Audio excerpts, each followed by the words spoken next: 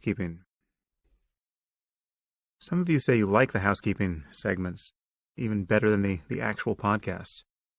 To each his own, I guess.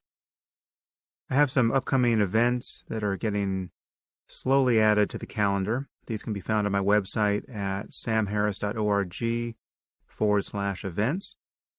There are dates in Toronto, London, Vancouver, New York, and Phoenix there. And I believe Chicago is coming soon. Also working on some West Coast dates, probably in San Francisco, Seattle, and Portland.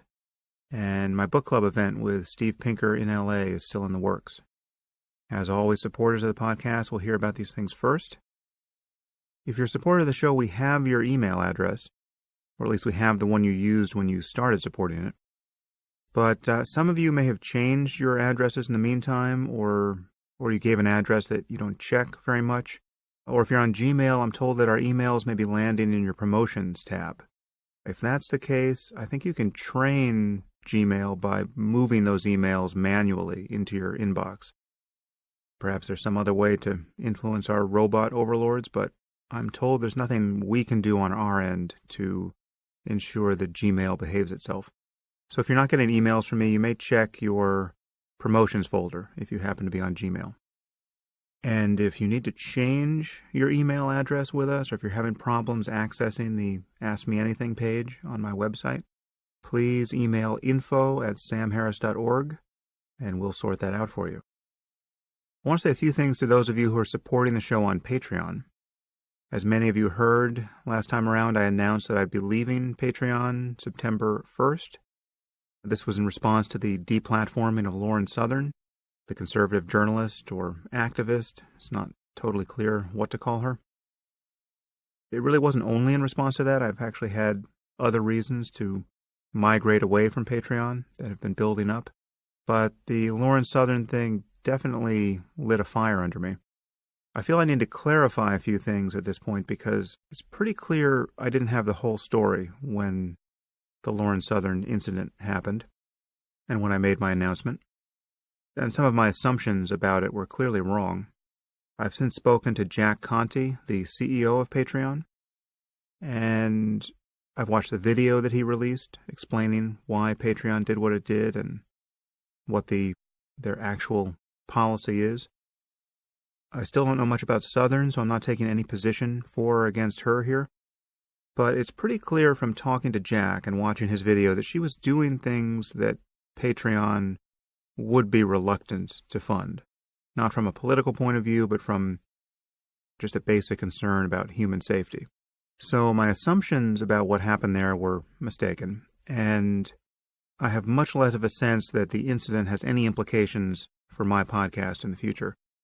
And I've also since heard from many of you who support the show on Patreon, and you really prefer to do it there because you like doing it on a per-episode basis.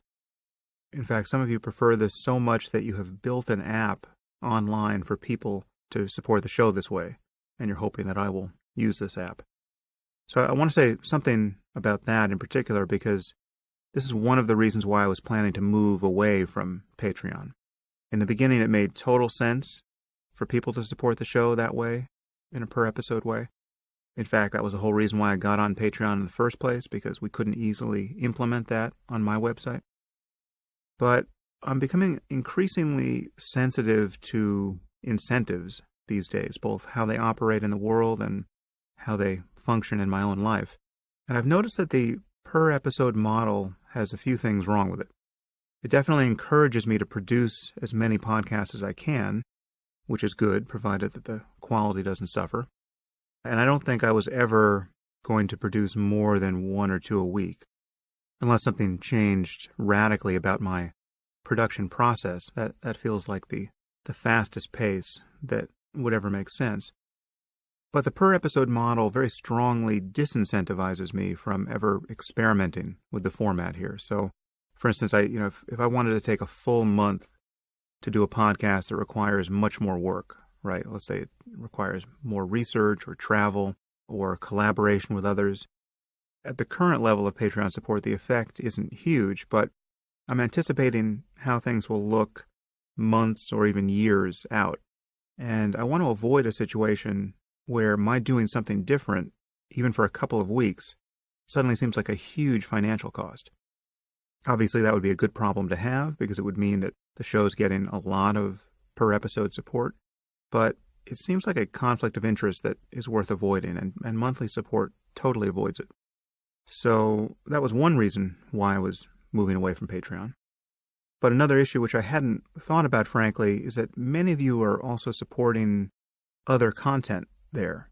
And that's one of the great things about the platform.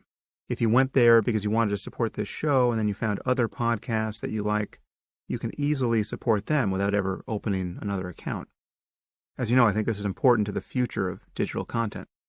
And it really didn't occur to me that my leaving Patreon could adversely affect support for other creators there, which is something I wouldn't want to happen.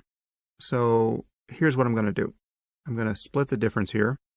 And again, I have other reasons for wanting to consolidate things on my site. We'll be redesigning it eventually, and just it makes a lot of sense to have everything under one roof there. But I'm going to leave my Patreon account as it is. So if you prefer supporting the show there, you can do that. That's totally fine. As I said, I don't want to do anything to undermine Patreon or the other people who are using it. So I'll just leave the account there. And I'll be pointing new subscribers to my own website because that's where I'm hoping things will grow. But needless to say, however you want to support the show, it is greatly appreciated. So thank you for that. And now for today's guest. Today I'm speaking with Gavin de Becker. Gavin is widely regarded as our nation's leading expert on the prediction and management of violence. He's the best-selling author of The Gift of Fear and several other books on violence prevention. His work has earned him 3 presidential appointments, and he's been on the President's Advisory Board at the U.S. Department of Justice. He's also worked with the Governor of California. He's worked with universities, corporations, celebrities too numerous to name. His first book, The Gift of Fear, was a #1 New York Times bestseller and is now published in 19 languages. And Oprah Winfrey dedicated a full hour on her show to commemorating the 10th anniversary of that book. So Gavin has been extremely influential in how we think about violence, really at every level, from domestic violence to workplace violence to stalking incidents with celebrities, acts of terrorism, assassination. There's really no form of violence you can think of that Gavin hasn't weighed in on at some point.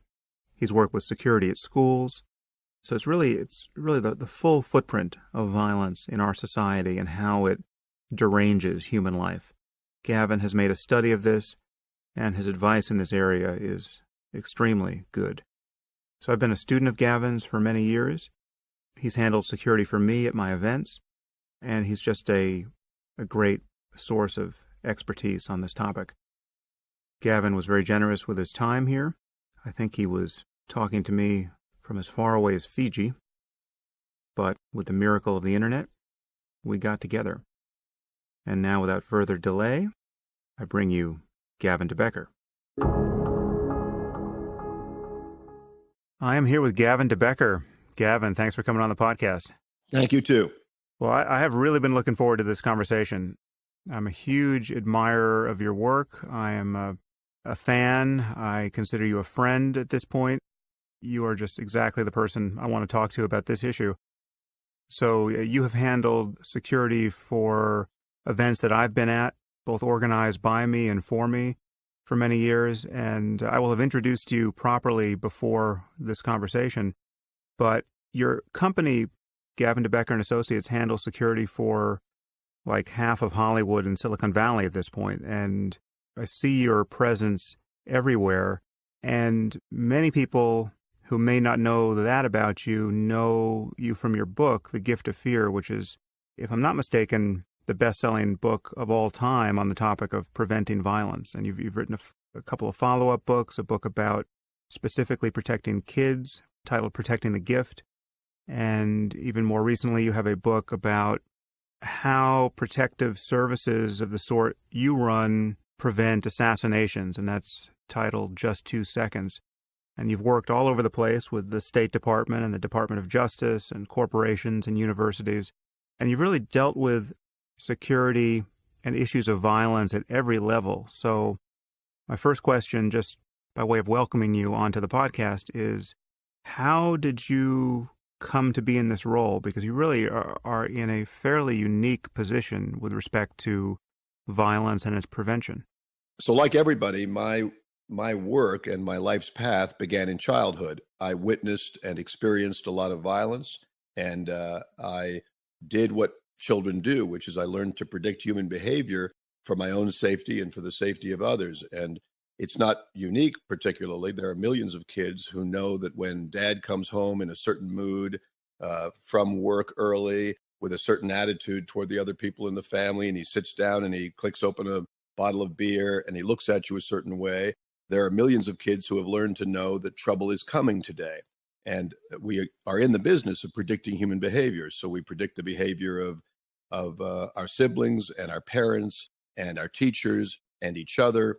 And what I did is, by accident or by intent or by fate or destiny, I systematized and really studied the ways in which human beings make predictions.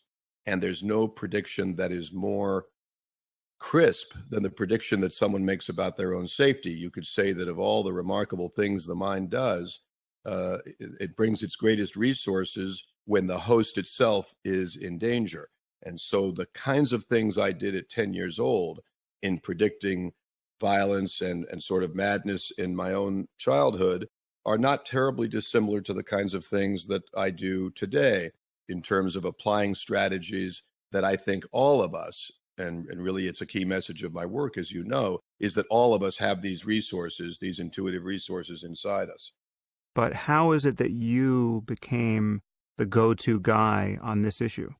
I don't think the history is so entirely unique, because I think of, a kid who saw his grandparent die of cancer and then becomes a cancer expert, or somebody whose father died of a heart attack and they become, a heart surgeon, or somebody who experienced or witnessed some kind of victimization or criminality and they grow up to become a police officer. My point is that your ghosts can become your teachers. And there are plenty of people who decided, hey, I'm going to be a psychologist because I think there's money in it.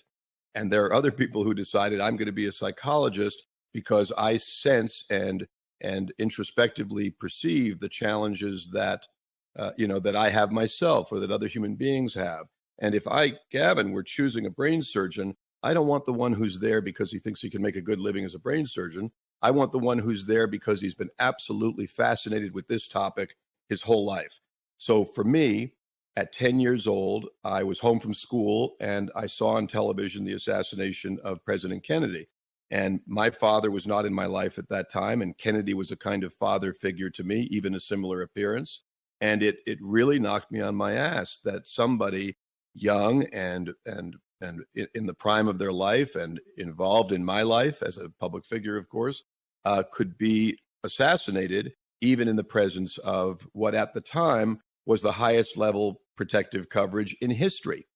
And so, I asked myself the question at 10 years old as I looked around and saw people crying and saw people upset. And you could see how this event came into our homes and our school and our community. And it made me wonder forever about the best strategies for protection. I never followed, an interest in the conspiratorial aspects of the Kennedy assassination, though I have opinions on it. That wasn't what fascinated me. What fascinated me was the physical, on the scene aspects of how people could be protected. And eventually, as I got into that field more and more by being the best kind of student, that's not the student who goes to a college class necessarily. That's the student who never leaves the college class. I did it all my waking hours. Everything I saw, everything I read, everyone I met, I extracted something that was relevant to my fascination. I call it, now my work. And so as I developed strategies and ideas and began to write on the topic, I saw that the strategies that applied to the people we protect the most, presidents, vice presidents, senators, congressmen, governors, etc., they also applied in far larger numbers to regular people. For example, a public figure in America is attacked, on average every 5 years. but a woman is murdered by a husband or boyfriend on average every 5 hours. So the same strategies can be applied, not in terms of physical protective coverage, but in terms of identifying the pre-incident indicators associated with violence.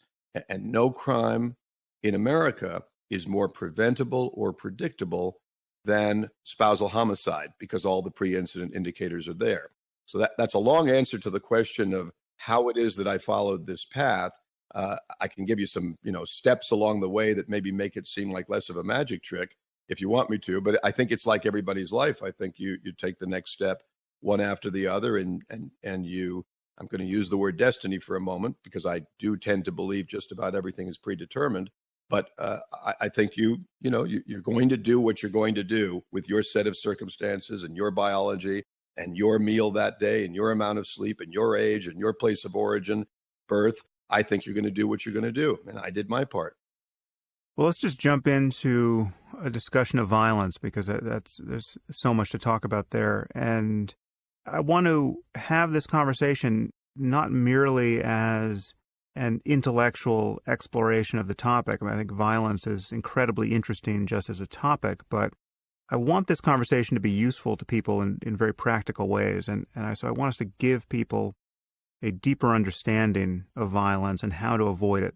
And when I mentioned that I would be talking to you in a previous podcast, I said that given the numbers of people who are listening, it doesn't seem far-fetched to say that this is the kind of conversation that could save a life or two, or at least prevent some very significant suffering. But before we begin, I think we need to deal with what's essentially a statistical concern that I think many of our listeners will have in their heads, which is that violence is now rare enough in our society that there really is no reason to think much about it. I mean, it's to have a conversation of the sort we're about to have is essentially morbid, or it's a kind of fear-mongering. Why do you think people at this moment in a society like our own, speaking now of the developed world, even the safest places within it, why do you think people should think about violence? So, I actually have to laugh at the idea that people think an experience that has been going on throughout human history and is not only unabated and uninterrupted, but that they think a political statistic, remember, statistics from the federal government are often highly politicized in terms of how they're developed. For example, there was a moment when rape statistics went down because they redefined rape. So rape it used to involve any form of penetration, and then they defined it in a slightly different way in terms of penetration, and guess what happened? Rape decreased. But we are talking about a human behavior, rape, that has gone on throughout human history.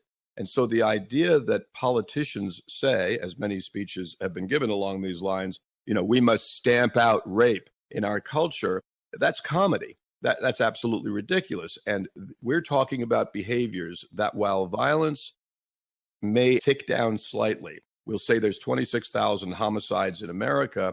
And so a 10% reduction means that there's closer to 23,000 homicides in America. And that's not relevant to the individual who's facing a circumstance in which the pre-incident indicators of homicide are present.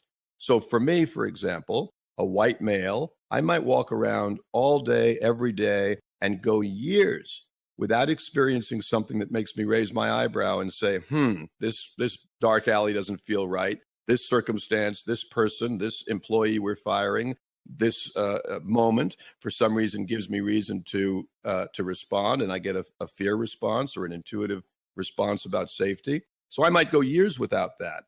But a woman, if you ask, for example, I did a thing a couple of years ago where we asked random men and filmed them and said, when is the last time that you experienced fear about your own safety? And the men tended to answer, 8 months ago, or when I was in Iraq, or when I was first on the police force, or never. And then we asked the same number of women, and the women said, today, or last night while I was walking to my car after our company party, or yesterday when that ex-boyfriend called me again after I asked him not to. My point being that it is a totally different experience for women than it is for men. It's a totally different experience for minorities than it is for white men, ages 25 to 50. And so the idea that violence, which is an enduring element of human behavior, is affected because a statistic goes down. I'll give you a quick example. In California, there are 1,000 people shot every week. There are 1,000 people shot every week. So most people are stunned by that statistic. I'm not. Why is it not a big deal in one sense? Because there aren't 1,000 who die. They go to the hospital, they deal with their shooting injury, and it's almost like a car accident injury or slipping in the shower. But nonetheless, there's 1,000 people who are shot in California every week. And so you now have a circumstance in which that statistic is worth avoiding, meaning I'm just as interested in avoiding being shot as I'm interested in avoiding being killed. And yet, what's happened in America, and this is really key when people think about this topic, what you ought to look at is not the rate of, let's take firearms deaths, it's the rate of aggravated assault. And here's the reason. What changed in the last 40 years profoundly? 911 service that calls ambulances and police officers to us more quickly, even if we can't say the address. Ambulance services that get us to nearer emergency rooms than ever existed before, because Americans are so unhealthy that one of the biggest growth businesses is hospitals. Emergency room strategies refined by the Vietnam War and the wars in Iraq so that shooting trauma is dealt with. So the odds of dying from receiving a bullet are vastly lower than the odds of receiving a bullet. And so my view is I just want to avoid tissue damage. I'm not really interested in whether it's good or bad tissue damage. I'm in the business of helping people prevent tissue damage. And in my case, with my clients, to prevent targeted tissue damage. So this is a long way of saying that statistics that say the crime rate is down do not change the relationship between me and that guy standing in front of me in the dark alley at 2 a.m. as I come out of a late party somewhere. One must always measure what's going on in their environment without regard to statistics. Here's a 20-second story. Years ago, there was an actress, you'll remember, some audience members might not, named Teresa Saldana, who was stabbed by a mentally ill man who stalked her for a year, traveled from Scotland to kill her, tried to buy a gun but couldn't, and so he used a knife instead. And she called the police, sheriff's department actually, about the fact that somebody was calling her mother and trying to get information about where she lived, and then was calling her agent and trying to get information. And the police officer said on the phone, look, 99% of the time in these cases, nothing happens. Well, he was right. His statistics were right on, perfect. 99.9% of the time with media figures being stalked or pursued, it doesn't end in homicide. 45 minutes later, she walked out of her apartment and she was stabbed 18 times through the chest and spent the next 2 years, dealing with that surgically. And so the statistic was not valuable to her. And statistics, you're sitting on a plane and you look out the window and the left engine is on fire. You don't say to yourself, flying is safer than driving. In your moment, in your circumstance, there's risk and there's danger. And that's where we live, in our moment, in our circumstance, in our situation.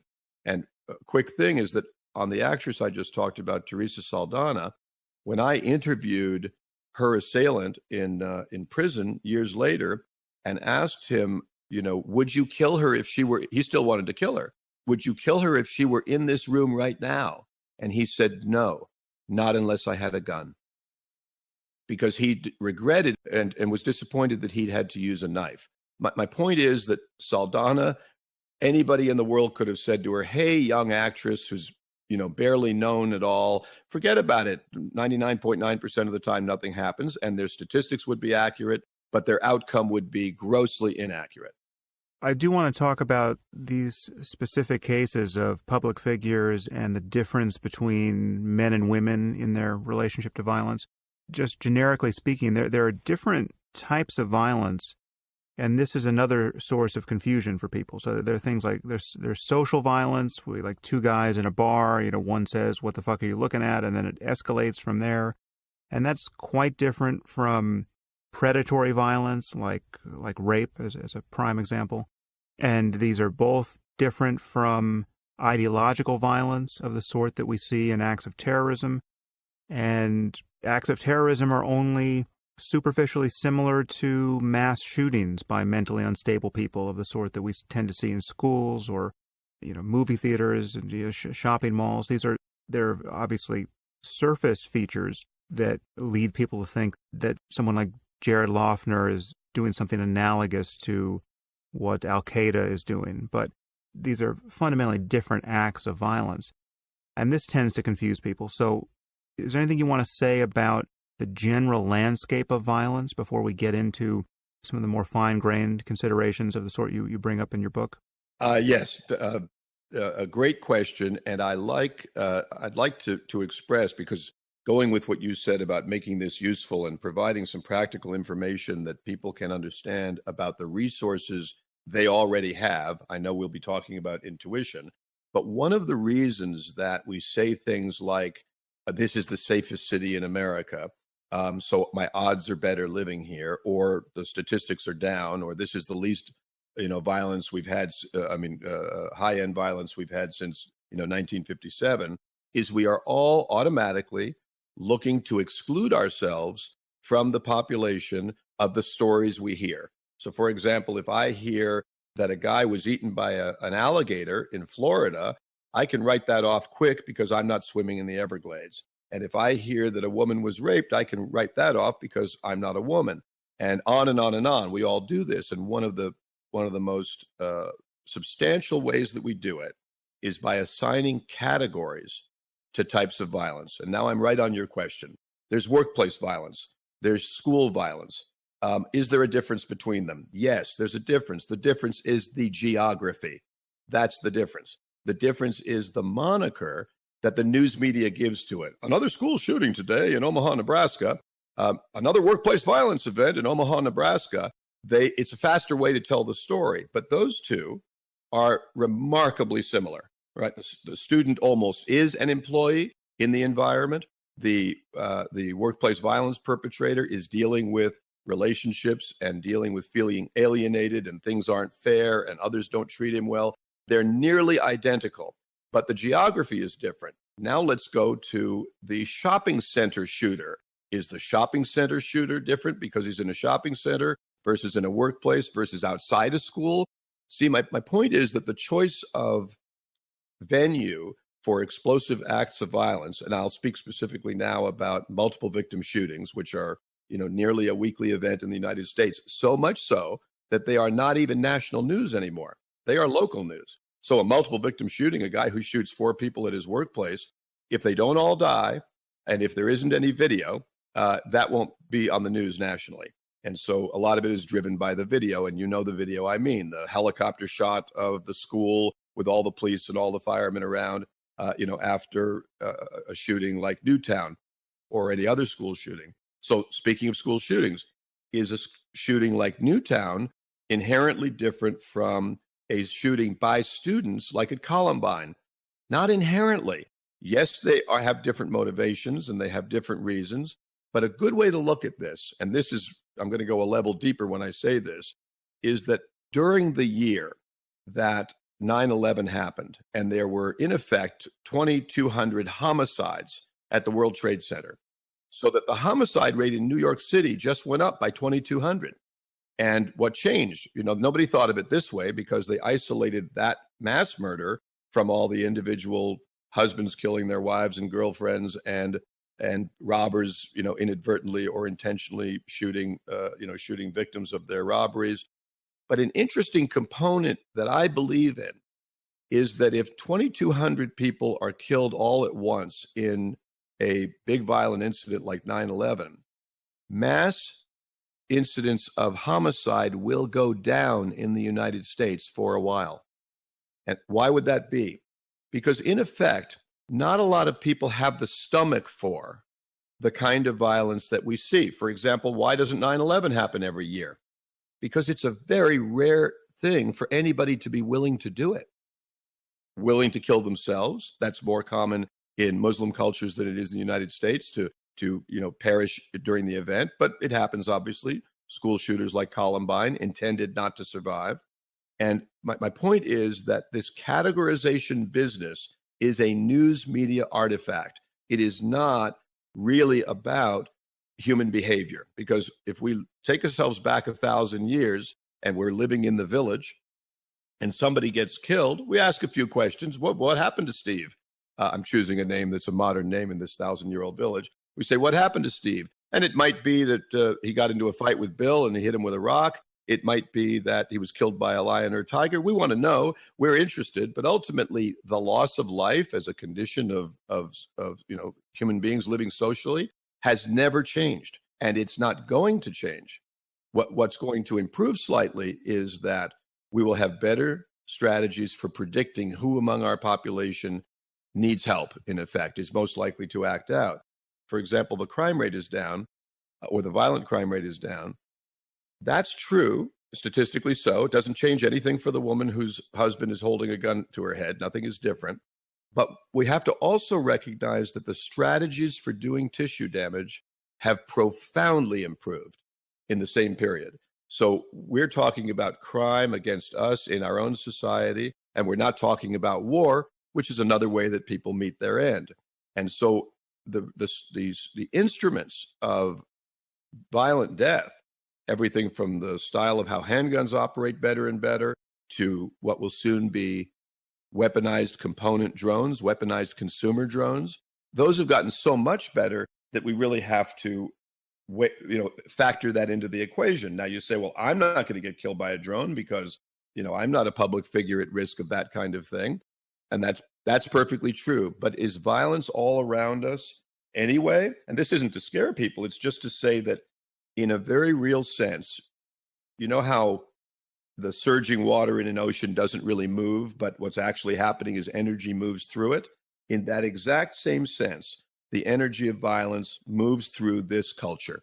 Others as well, but I will say more in this culture than in any place on earth other than warring cultures. And so some of us experience it as an unpleasant breeze that we can tolerate. We hear a story of a friend's daughter in college who was sexually assaulted, and others of us are absolutely destroyed by it, as if by a hurricane. But nobody in America is untouched by the reality. I mean, here's a good example. We turn on the news today and there's a school shooting. You think that doesn't affect us? That profoundly affects all of us. And so whether we were the recipient of tissue damage or not, we're actually experiencing more violence than any other culture in human history because we experience it through television.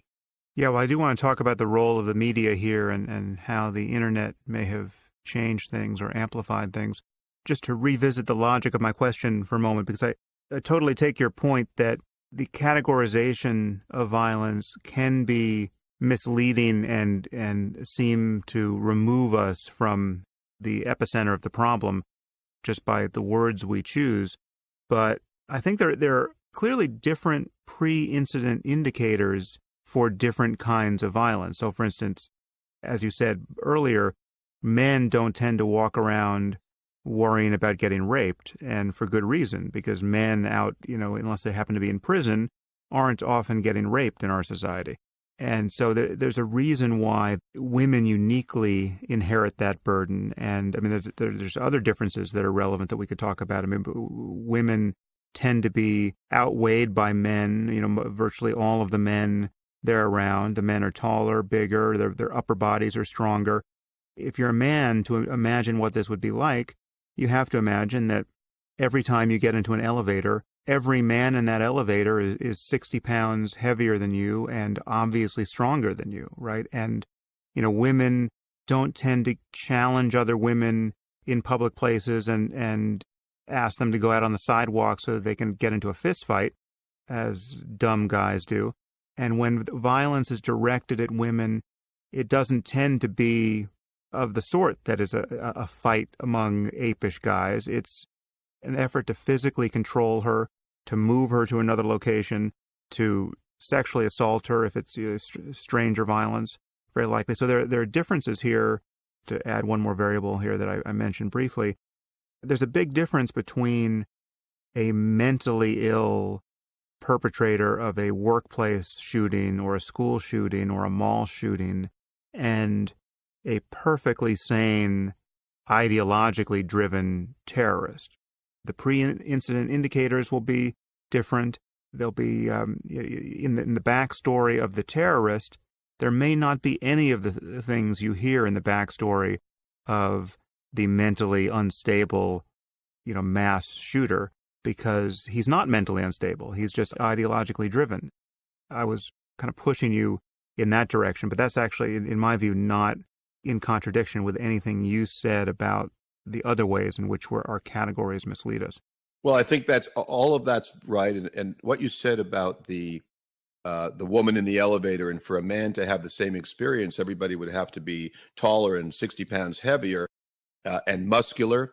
And also everybody would have to be familiar with the territory of violence and force in a way that we're not. They'd all have to be martial arts experts, because women traditionally in Western culture have been told, this is not for you.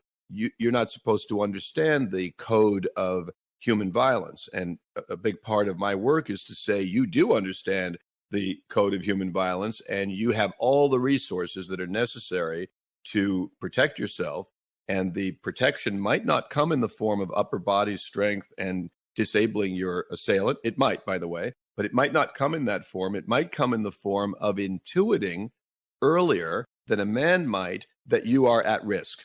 And that's a skill and a resource that's been developed, what I would call the wild brain, developed over millions of years, that is slightly more tuned in women, but also used more often in women.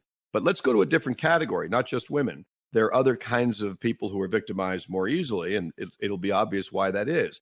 Children.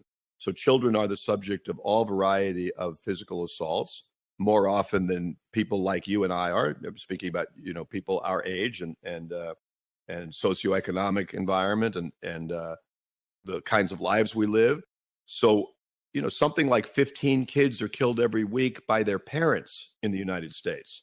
So I'm not speaking to children here where I could say to them, you have nothing to worry about from your parents who love you, and the odds are so overwhelmingly, out of 60 million of you right now, the odds are so overwhelmingly low that you would ever have an experience with your parent trying to harm you. However, if you have A, B, C, D, E, F, G pre-incident indicators, then you have a reason to be concerned.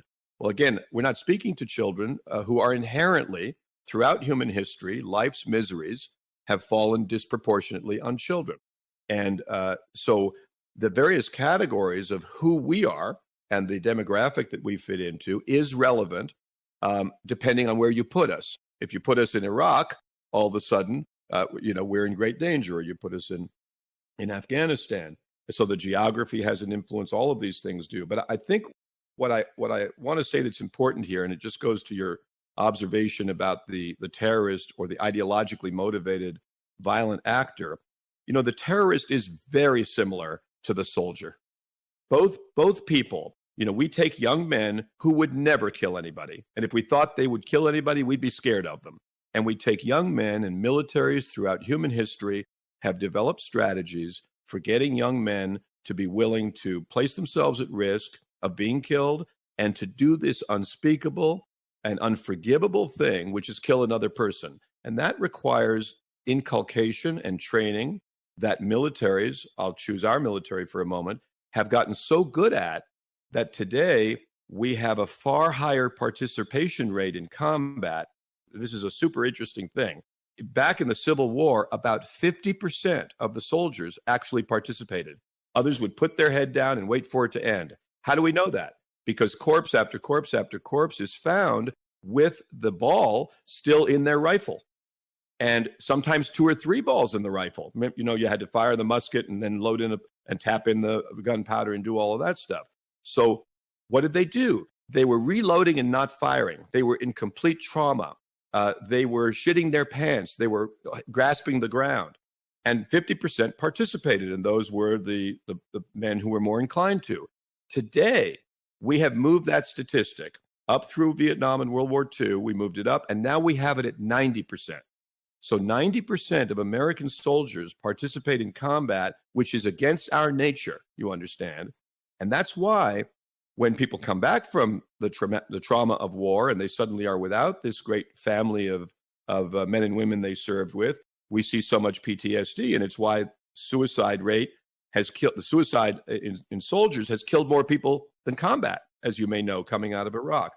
I don't want to, that's a tangent we'll avoid for right now. But the broader point is that, and this is an important one as we move into, in this discussion, as we move into the good news, we're still on the bad news right now. It's important that people realize that violence, not only part of America, but part of our species. And ultimately, as the most powerful people in history, Americans, we've climbed to the top of the world food chain, you could say. But now facing not a single enemy or predator who poses us any danger of consequence, we've found the only prey left, which is ourselves. And nobody should doubt this. And I give you two good examples. In the last 2 years, more Americans died from gunshot wounds than were killed during the entire Vietnam War. Now let's go to Japan. That's got a population of about half ours. In other words, it's a big country. The number of young men shot to death in a year in Japan is equal to the number killed in New York City in a single busy weekend. So all the stats in the world will not change the fact that America is a particularly violent culture. And, you know, by the time your podcast is aired, thousands more Americans will have suffered a shooting injury, for example, and thousands will have faced a criminal, and hundreds will have been raped by strangers, and thousands will have been raped by boyfriends and spouses. And so that's what you have to believe in order to bring your resources to the table. Because if you actually believe what a politician says, oh, the crime rate is down, didn't we do a good job? Didn't the FBI and this administration do a good job for you in stamping out violence? If you believe that, then you tune down the radio channel that has to be the highest, which is your own intuition. Let's talk about intuition, because we have just said that people are fairly confused about violence and tend to be bad at dealing with some of the information that's out there about it. But this point you make again and again, you've made it here, and it's the very title of your book, The Gift of Fear. There's one thing that we are actually very good at. Evolution has made us experts at detecting danger and detecting shady people, feeling uncomfortable in the presence of people who are liable to do us harm. Talk about intuition here and what it means to trust it, and why so many people are unaware of the validity of trusting it, the reasons given for not trusting it. Talk about the primacy of intuition for a moment. Well, here we get to, I think, the biggest gift we can give to listeners, and this goes for female listeners and male listeners. This goes for decisions you make in your work and decisions you make for your safety. Ultimately, the biggest decision we all make is who to include in our life and who to exclude from our life. That's choosing friends, spouse, neighbors, coworkers, et cetera. We make those choices. Those choices aren't made for us. And so my advice always is to make very slow and careful decisions about whom you include in your life, and very fast decisions about whom you exclude. So if you have that nanny that you're uncomfortable about, she goes quickly. There's no reason to keep her around. I mean, I've had people through my career say, should we put in a nanny cam because we're worried that this nanny is doing something dangerous with our kids? And I say, no, you should get rid of the nanny, because no kid is going to thank you in 20 years. Gee, Mom, thank you for having that video of me being hit by a spoon on the head by that crazy nanny you guys hired. And so the concept of listening to intuition is what I want to focus on for a moment, because America particularly, or Western societies, we look to government and we look to experts and technologies and corporations to solve our problem for us. And I am very glad to tell everybody here that the police are not going to protect you, because they're not going to be there during the moment that you face an intruder or you face a violent situation. And government's not going to protect you. It can't. It tries to pretend it can, but it can't. And the only thing that's going to protect you is your own intuition, which is your own ability to recognize that something is up while it's right in front of you or while it's in your environment. And I think, as you said, Sam, it's super hard for people to accept the importance of it because intuition is usually looked on, as with some contempt. It's described as emotional or unreasonable or inexplicable, and husbands make fun of wives for feminine intuition and they don't take it seriously. But what I can tell you about intuition, I learned from the origins of the word itself. The root of the word, inter, means to guard and to protect. Super interesting that that's what it means. We think we're using intuition to make 1,000 other decisions, but what it's built for, what it's in this system for, is to guard us and to protect us. And what it does is, and I'm really going to quote you for a second here, because you said a moment ago that evolution has really honed this. True. We didn't get the biggest claws. We didn't get the sharpest teeth or the biggest muscles. What we got is the biggest brains. And the idea that we use the expression gut feeling, well, the gut actually has more brain cells than a dog. So the gut is literally where a lot of that thought is going on. That's why, you get that bad feeling in your stomach about this employee, this friend, this thing somebody said to you, this danger. And that's a very meaningful thing. Gut feeling is the perfect word for it. And it's visceral. It's in the tissue. And it isn't just a feeling. No, it's called the enteric nervous system. Well, you've given it, you're smarter than I am. You gave it a better name. The idea is that this is a process, this process we ridicule, intuition, is a process more extraordinary and ultimately more logical. In the natural order of things, it's more logical than the most fantastic computer calculation, and it's our most complicated cognitive process. And it's also, in some ways, it's the simplest, which I'll explain. But what it does, intuition, is it connects us to the natural world and to our nature so that when we are free from judgment and we've got only perception, we say that thing, in recounting what happened to us, somehow I knew. So if people will do these two things, one is to pay attention to intuition. It's, in my opinion, it's always right in two important ways. One is it's always based on something. And two, it always has your best interest at heart. And so, give you a fast example. You're in an airport and you get that feeling, I shouldn't get on this plane. And millions of people have had this feeling. This plane's going to crash, something, they get anxiety about it, and I shouldn't get on this plane. So what I ask people to do is look introspectively for a moment at where that feeling's coming from. And if it is coming from a news story you saw, 2 weeks ago on television of an ugly plane crash in Peru, that is not based on your environment or your circumstance. It's based on your memory or your anxiety, and that's not actual fear. If, however, the feeling is based on seeing the pilot stumble out of the bar at the airport and make his way slowly down the jet walk, now you've got something that's in your environment. And the question to ask always, this is how you tell the difference between true fear, like I'm afraid of getting on this plane, and unwarranted fear, worry, anxiety, etc. This is how. True fear will always be based on something in your presence and will always be based on something you perceive. The signal comes from your perception, from your senses. Unwarranted fear will always be based upon memory. And so it's something you remember, something you recall, something you're worrying about, or something you're thinking about. But something based on your actual environment is a gift, hence the title of that book. There's not an animal in nature that would say, oh, I don't want that gift. Don't tell me when I should be worried about my safety. It's so much trouble. There's no antelope that suddenly is filled with fear and says to itself, it's probably nothing. But human beings every day are engaged in the constant prosecution of their own feelings. And, the most vivid example I'm aware of is a woman alone in a building late at night. She's working late in the office and she goes to the elevator. The elevator door opens and there's a guy inside who causes her fear. She's afraid of him. And so what does she do? Most women get into a steel soundproof chamber with someone who causes her fear, something no animal in nature would do. And why does she do it? Because she says, I don't want to be the kind of person who makes a decision because of the guy's race or because his clothes look shabby. I don't want to be like that, or I don't want to offend him, or I don't want to make him angry.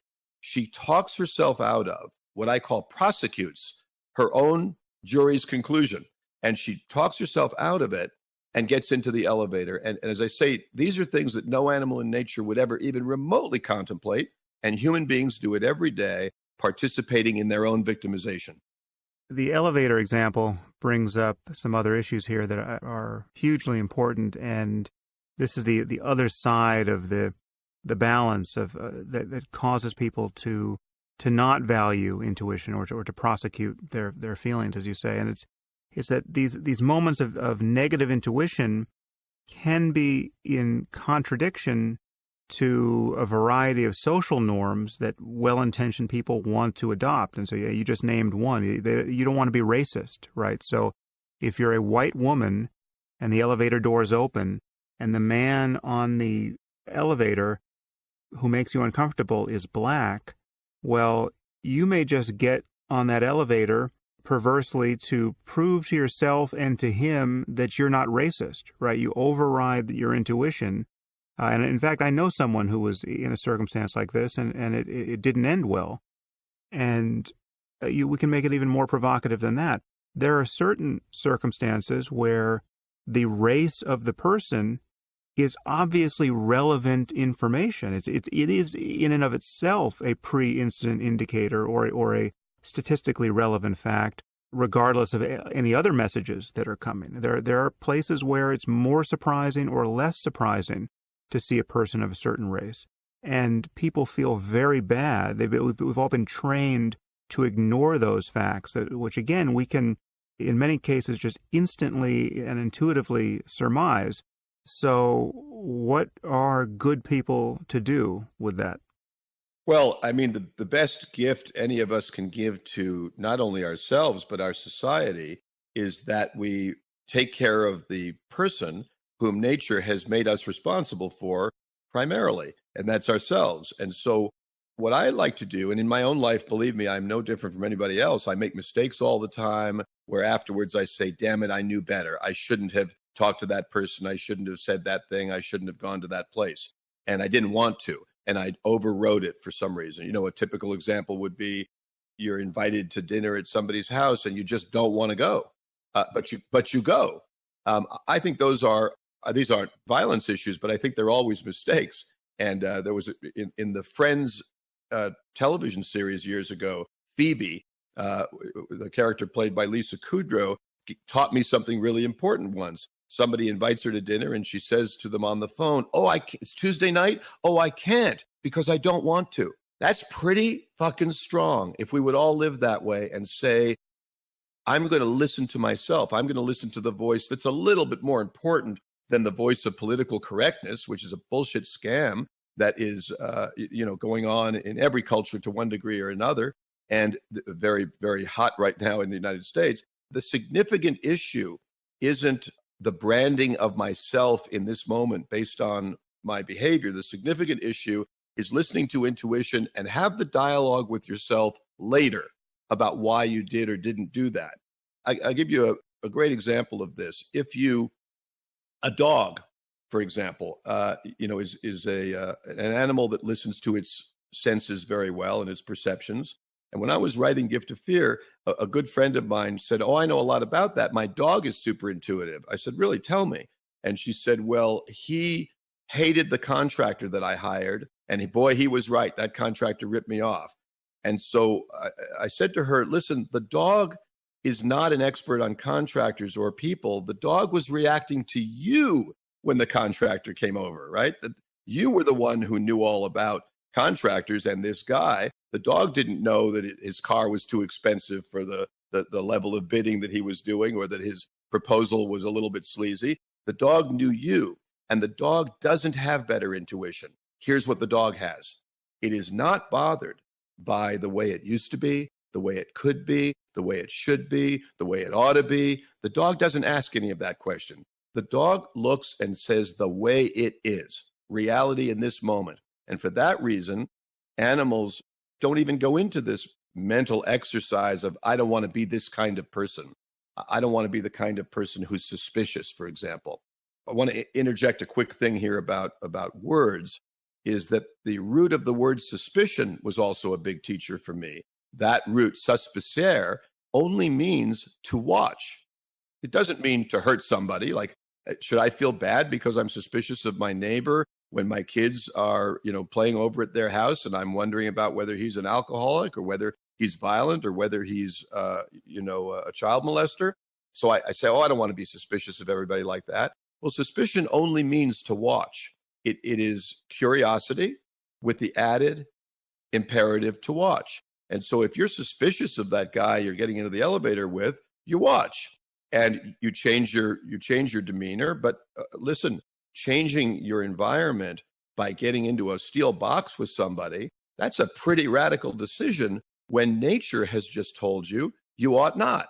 I mean, you're going to argue with that because you don't want to be that kind of person. Well, which kind of person do you want to be? The kind that's victimized? So I hit this kind of strong, Sam, I know, because in this part of our discussion is the gold, which is don't worry about why. Worry only about is. Is this feeling in this moment something that I am, as a general lifestyle choice, am going to push down and ignore? Or is this feeling in this moment something that I am going to listen to as a general lifestyle choice? Well, I think we should add one more principle here, which you do talk about throughout your work.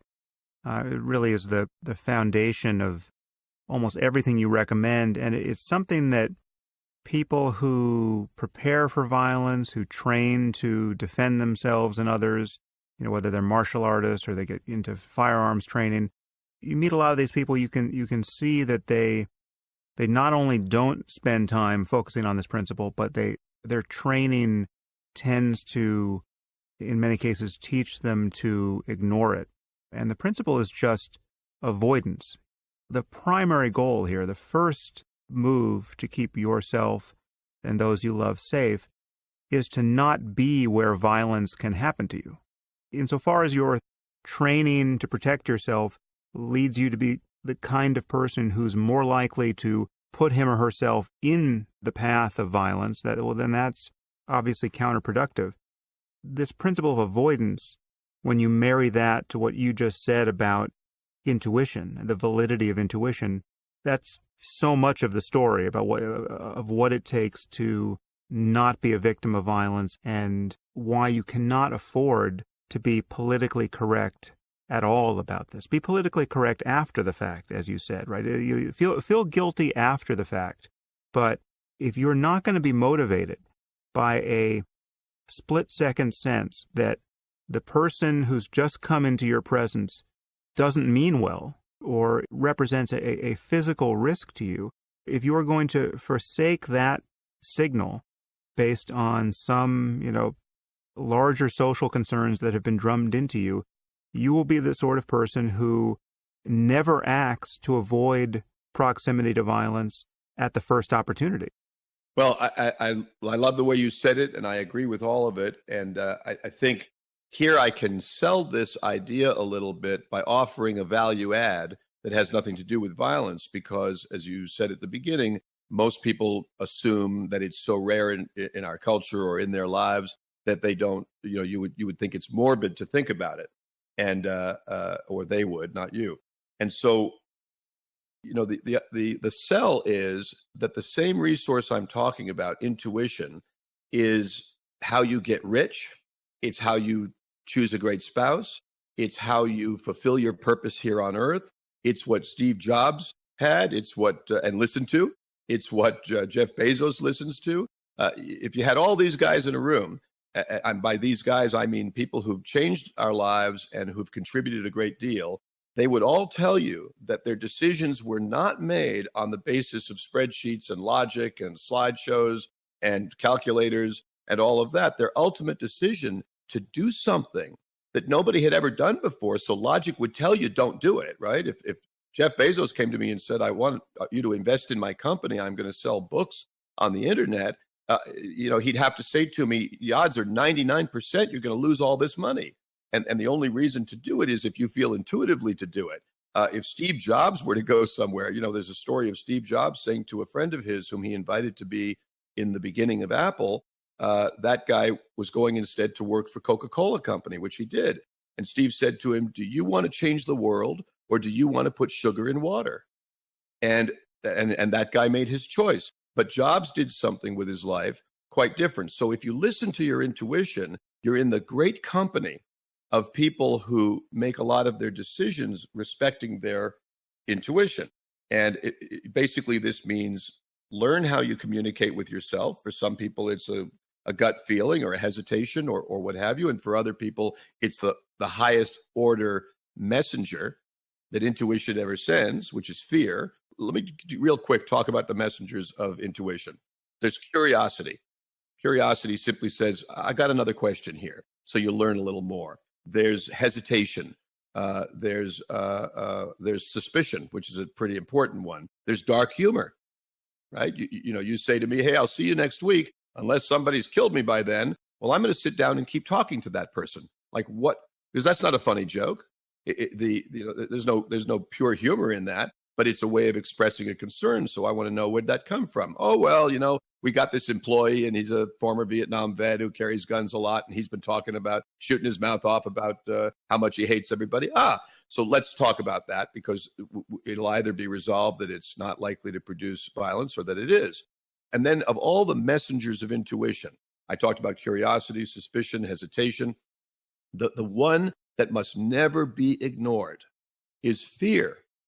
I mean, fear it may be whispered or it may be screaming in your ear, but fear basically says, shut up, listen to me, and I will get you out of here. And if you listen, but if you don't listen, then you remain in an environment, and this goes to your question about simply not being there, you remain in an environment that is, you've already been told, contains the ingredients of violence. And I want to talk about, because you said, social conditioning and political correctness and what have you, what is the opposite of intuition? The opposite of intuition is denial. Because if intuition is knowing something, but not knowing why you know it, then denial is choosing not to know something and having all the details, right? My boyfriend has hit me before. He just lost his job. His drinking has increased. He's just bought a third handgun. He beat up his last girlfriend. I know all that, and I'm going to act like I don't. So I ask, our listeners today the question, which of those two features of human behavior, denial or intuition, is likely to be more relevant and constructive for your safety? And also for that other thing I'm selling, which is all the quality in your life, because the quality of your life is completely determined by one thing.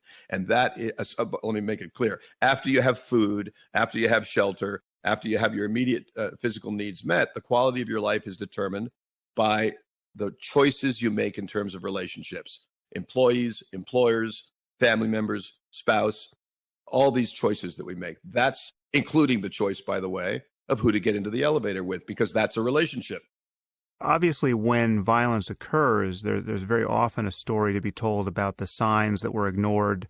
But more often than not, you're seeing these signs in other people and often taking steps to avoid further contact with them, and then, nothing bad happens. But the signs can be fairly subtle, and I think if you're not someone who has your head in this kind of thinking, it can seem kind of paranoid to be viewing the world this way. I don't know if this is the greatest example, but this is something that just occurred to me. I remember I had a problem with the cable at our house and scheduled an appointment for the cable guy to come over and fix things. And, I don't have a standard relationship with the cable guy. This is the kind of thing that happens like once every 5 years or so. Somebody shows up and it was one of these moments where he comes through the front door, and I immediately had an intuition that there's something off about this guy. And here were the following moments that became salient to me.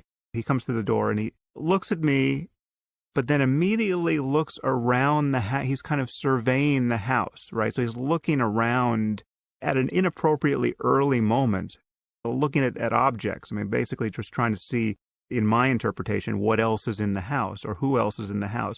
So it's just this very subtle, like, failure of ordinary social behavior, looking past the person you're meeting in his house at an earlier moment than you otherwise would.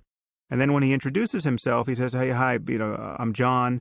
But in the act of telling me he's John, he shows me his name tag as though to prove that he's telling the truth, right? So this struck me as, this is a kind of cascade of impressions that's coming. It was later that I unpacked them in terms of why they struck me as wrong, but struck me as odd in retrospect that he would ask me to verify that he is actually John by showing me his badge. And then the final kicker was that I showed him the television that was having a problem, and then went off elsewhere in the house. I wasn't going to ride shotgun with him every moment while he's fixing the television. But then he comes back when I next see him. He comments on having seen my wife and me in a picture that was in a room that he had no business being in, right? So that was like he had wandered into a room that was just not on his path over the course of dealing with the problem he was there for. And then, all sirens were blaring. I mean, I basically thought that I had an ex-con in my house who was casing the place. But people encounter that kind of thing all the time, and I assume don't notice any of it. It's true. And so many things you said there that I want to comment on. There's a thing I call the rule of opposites, which is I'll use the exact example you had. Somebody's coming to the house, and let's make it your wife instead of you who answers the door. So somebody comes to your house, and they are, there to fix the cable, for example. So in the rule of opposites, you can quickly see what would be in the favorable column and what would be in the unfavorable column. For example, favorable is the guy does his job and nothing more. Unfavorable, the opposite would be he offers to help on unrelated tasks. Favorable would be respectful of privacy, and unfavorable would be curious and asking a lot of questions. Favorable would be standing at an appropriate distance. We know the opposite, standing too close. So you can just keep going through this exercise and see that, favorable for the guy who comes to fix the cable would be that he's mindful of time and he wants to work quickly. And unfavorable would be he's in no hurry to leave. And here's the big one, and you saw it in his behavior. Favorable would be doesn't care if others are home. Unfavorable would be wants to know if others are home. And I could do 50 of these, but the point is that your intuition did all that automatically. You wouldn't know at that moment. You're not sitting around thinking, using that great Sam Harris mind and putting it together in that instant. You just said, something doesn't feel right. And now you perk up and start to pay attention. But this is not the moment to be, working on why it's happening or what have you. And so, but it's just the moment to listen.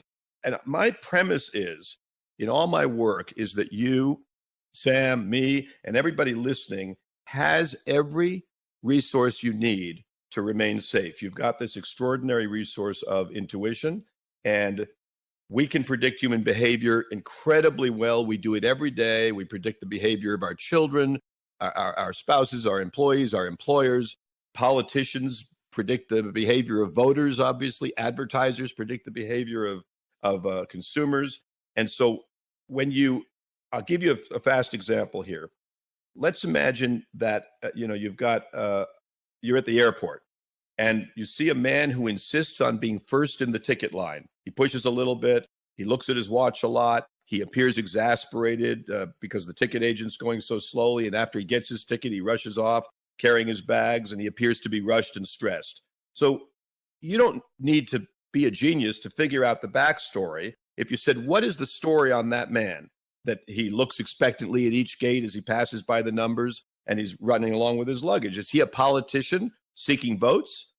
No. Is he a charity worker asking for donations? Or is he a person late for a flight? My point is, we know all this stuff. We know the pre-incident indicators of our college-age kid is not going to make it. We know those because all you do is apply the rule of opposites. The student who's going to make it, what does he do? He talks about his future after college. He's always researching job opportunities. He, gets all the books and the material he's supposed to get. He shows up at school on time. And what is the one who's not going to make it? The opposite. So if you apply that to employing people, if you apply that to choosing a job and accepting a job, if you apply that to, here's the big one, choosing a boyfriend or choosing a husband, then, you could answer the question about your repairman who you got the signal so early. And I want to tell you a great story because it's similar to what you're talking about. You got it literally on the basis of an eye movement. That is what sold you on and told you, keep listening, keep watching. Something's up here. That one little thing. And so this is a true story of a guy I interviewed, a pilot named Robert Thompson. And he was going into a convenience store like a 7-Eleven. And he walked into the store and he looked at the person behind the counter. He was immediately overcome by a sense of fear. And he walked out of the store and got in his car and drove away. And that is the end of his story. But it's not the end of the story of what happened in the convenience store, because about 3 hours later on the news, Bob Thompson saw that at what must have been exactly the time he was there, a police officer was shot and killed by a robber in the store. And so when you start to unpack that, what we learn is, I said to Bob Thompson, I interviewed him, why would you be afraid in a convenience store? What were you reacting to? He said, well, I didn't know it at the time, but I realize now that when I drove in, there was a car running. As I got out of the car, I could hear that the car next to me was running and there was a guy in the driver's seat. I said, okay. He said, I walked inside and I saw the guy behind the counter, and normally they look at you and size you up. But he just looked at me for a split second and took all his attention back to another one of the customers. And he just stared at that customer. And that was very unusual. I know it now, but I didn't know it then. And then he said, plus that customer, I now know, was wearing a big heavy jacket, and I realize now, but I didn't realize then, it was a hot day. And so I think I put all that together and I left the store. So here's the part of Bob Thompson's story that's not accurate, which is if he knows it now, if it's in his head now, it was in his head then. And so here's a guy who, without debate, without prosecution, without hesitation, felt absolute fear, didn't even question it and didn't go to political correctness and didn't go to the more common thing we go to, which is, hey, I want to finish my plans, right? I want to get the Coca-Cola I'm here to get. And so instead just went to a different convenience store 4 or 5 blocks away, got the stuff and forgot about the whole experience until he saw the news that night. And by the way, why did the policeman not intuit the same thing when he came into the store about 5 minutes, we now know from video, about 5 minutes after Robert Thompson did? Because the policeman, when he looked at the guy behind the counter, what he saw was relief. He didn't see somebody staring at somebody else. And then that policeman, he knew that daytime robberies are very rare. So he walks around the store without basically having his intuition in gear, listening to a statistical irrelevancy, like daytime robberies are more rare than nighttime robberies. And he got shot and killed. And so the point here is that your story, which feels like nothing, right? Guy came to your house to fix the cables, but you changed that story. I'm not saying he was going to rob the house. We don't know the answer. But what we do know is that your behavior was a variable that changed that experience, no matter what his intention was, whether it was to grab a watch off a counter or whether it was to set fire to the house and steal everything you own. Who the hell knows? But the point is, you changed it. And so what happens is, by that tiny change, what you brought to the relationship with that cable guy, you didn't bring a gun or a baseball bat or anything like that. You said, hey, buddy, look over here. I've got a human brain that is the most powerful resource in human history, and I'm the latest model of this human being. I'm the 2017 living model. And in effect, the look you gave him back and the awareness that you showed him by your posture and your body and your stance and everything you did was armor. And it was the look that communicated. I don't mean in a mean way, but your entire being communicated, don't fuck with me today. And that's a lot. That's a big message for somebody to get.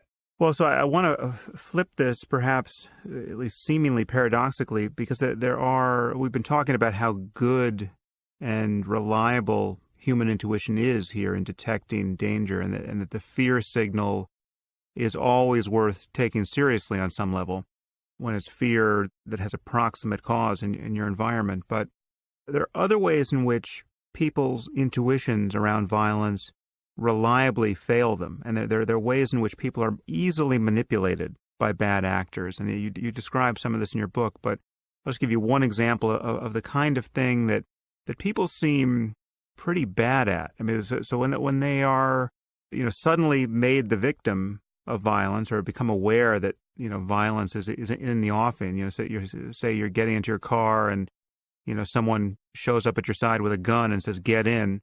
So many people, it seems, see no alternative in those moments but to comply with someone, to trust that the psychopath that has now just come out of the woodwork will do what he promises to do.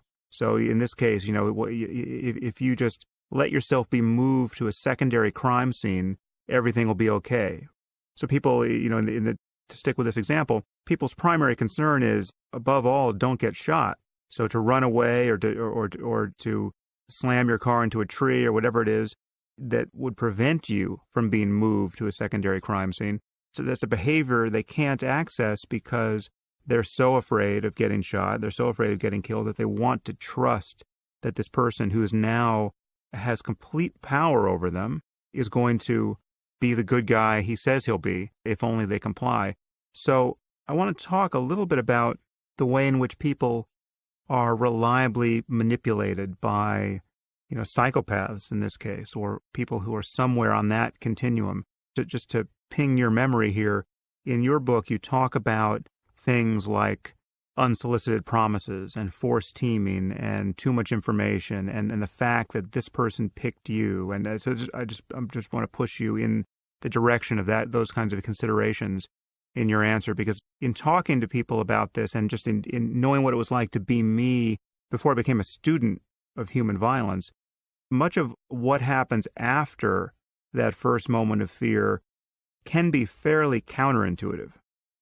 Yes, it's very true. And there are strategies of human predation that are, very easy to see once you know those particular pieces of the puzzle. And you mentioned, for example, the unsolicited promise. I'll just jump right into that one.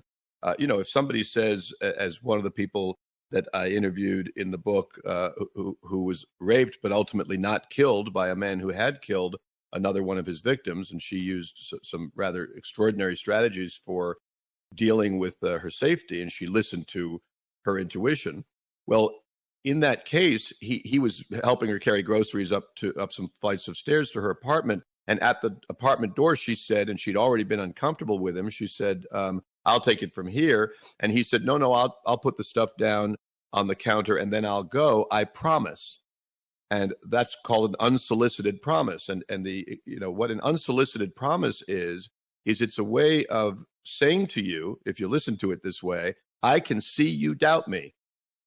And so I'm going to make a promise. A promise, of course, is not a commitment or a guarantee or anything like that. A promise is an instrument of communication designed to diminish your uncertainty.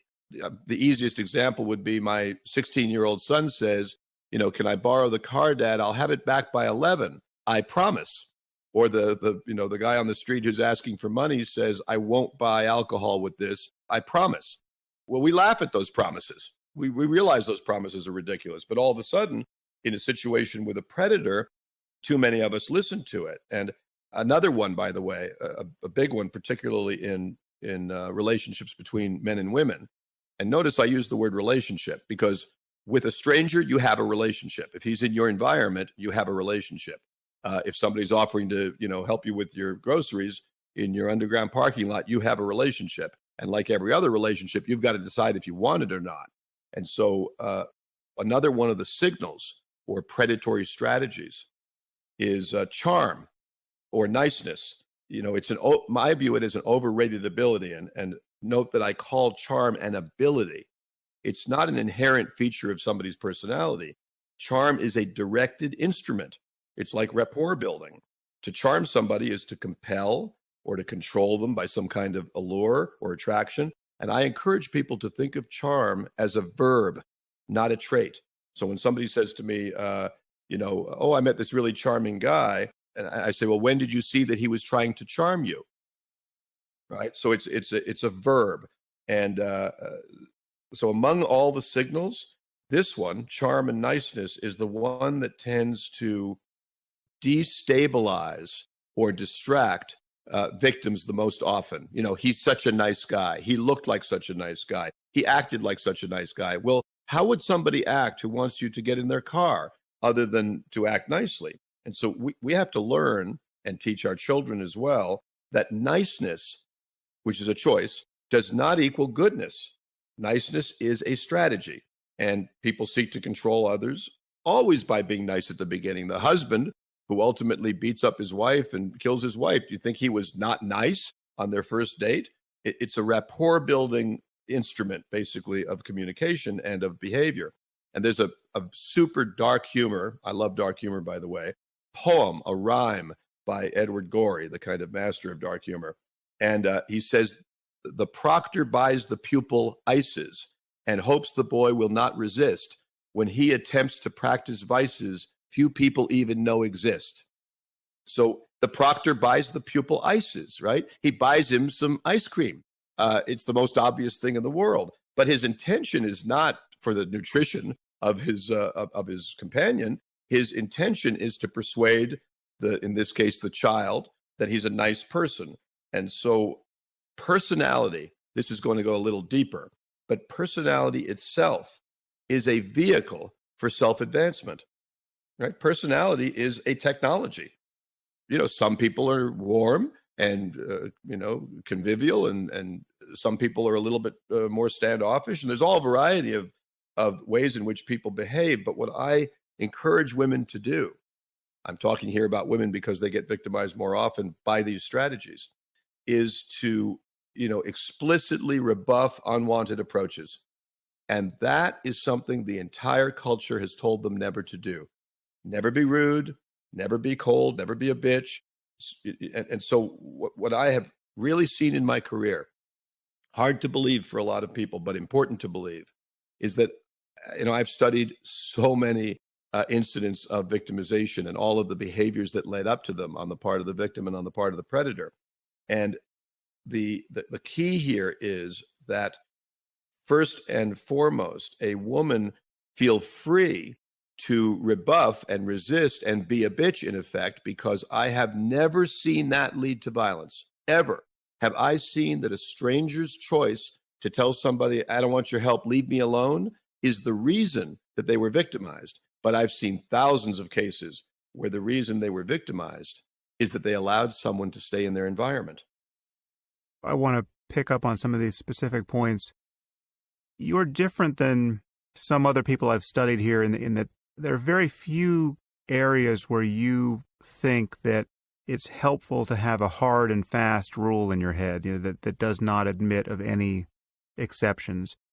I basically agree with that. The one bright line for me that, maybe there are exceptions, but they seem so remote, and the bias in a state of real fear to hope that you're one of those exceptions seems so strong that I'm tempted to recommend it as a rule without exception. And it is around this issue of being moved to a secondary crime scene. The moment someone is trying to exert control over you in that way and to take you elsewhere, which is almost by definition a place where you're less likely to find help, that's the moment where, and many people recommend this, and I'm not sure you do, that should trigger 100% resistance, and you should just assume it's never going to get easier to resist than at that moment. Do you agree with that, or do you know important exceptions to that rule?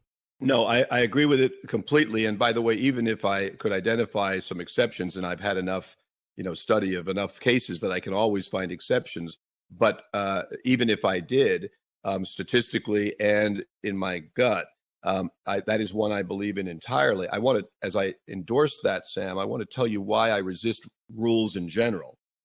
Because, magazine articles love the 10 ways to get a better apartment, the 5 ways to avoid violence, the 10 ways to be sure you never get so-and-so. And you memorize these things, and imagine that by rote, somehow they will apply to your situation, and they won't. They won't, reliably so. And so what I say to people is, I'm not going to be there with you. So I'm not going to pretend to say, cross the street when there's a bad guy on your side of the street. Why not? Why would I not believe in that rule? Because maybe there's 10 bad guys on the other side of the street. Or maybe you're about to come to the police department and you're going to cross the street to go over to where the homeless shelter is. The point being here that none of those rules can work, and the comedy of that particular one. And people say it all the time. Men say to their girlfriends, you should have crossed the street.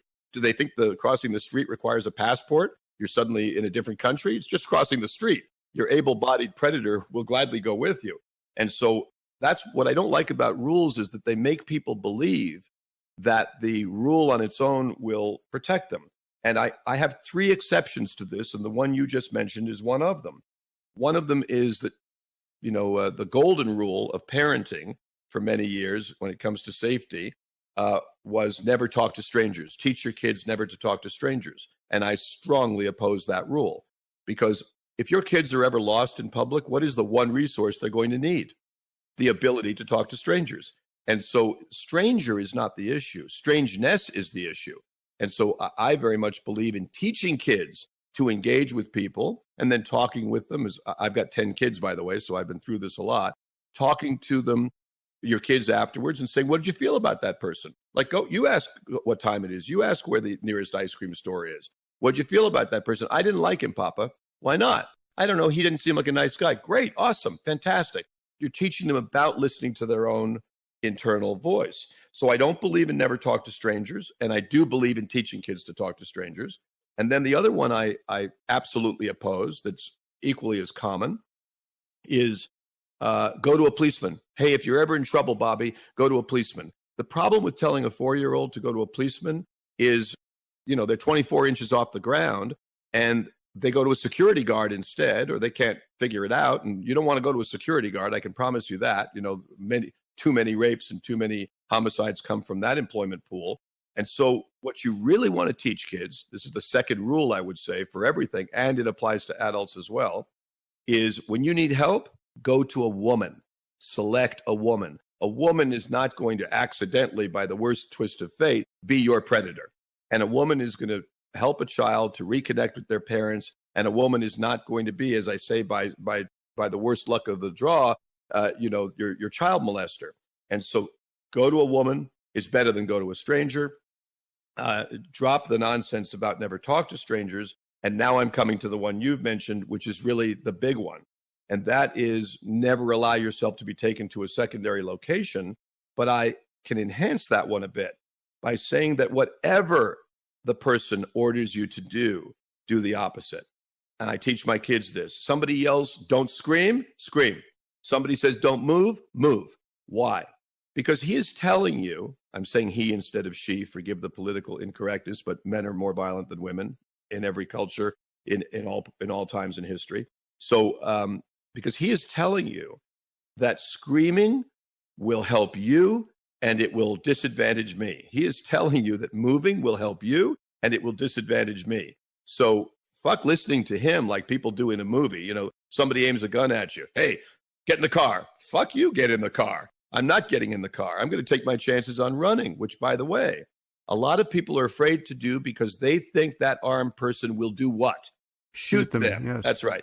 Now, what they don't know, and you do know as somebody more skilled and more familiar with firearms, is that shooting somebody who's zigzagging away from you when you didn't expect it to happen is actually a very unlikely thing to succeed at, and it doesn't advance the intention of the predator. Because if he just wanted to shoot you, he'd have shot you already. He had you in a better position when you were listening to him at the beginning.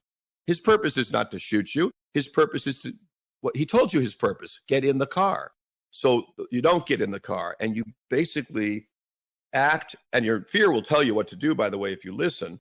Sometimes the best strategy for dealing with a predator, we can look at nature. Sometimes it's freeze. Sometimes it's run. Whatever your predator tells you to do, you want to do the opposite. And is it worth trying to run away from somebody? Sometimes. I say I won't be there with you. So sometimes the right thing to do, if you're, for example, being told at gunpoint and you can see you're about to be raped, sometimes the right thing to do is comply and wait for the right opportunity to resist. Sometimes the right thing to do is resist right now. Sometimes the right thing to do is a mixture of compliance and resistance.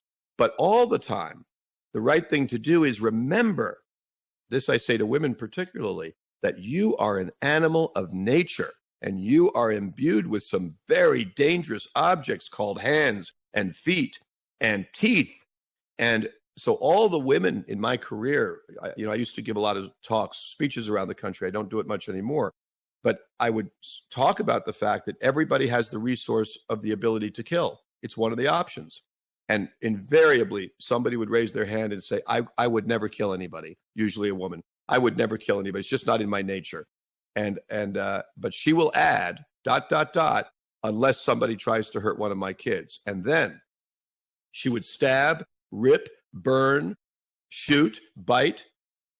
All bets are off, right? Well, I'm trying to encourage women, particularly in the culture, and teenage girls particularly. Bring your best resources to the table at the earliest possible moment, and know that what you would do for a child, you too are a child of somebody.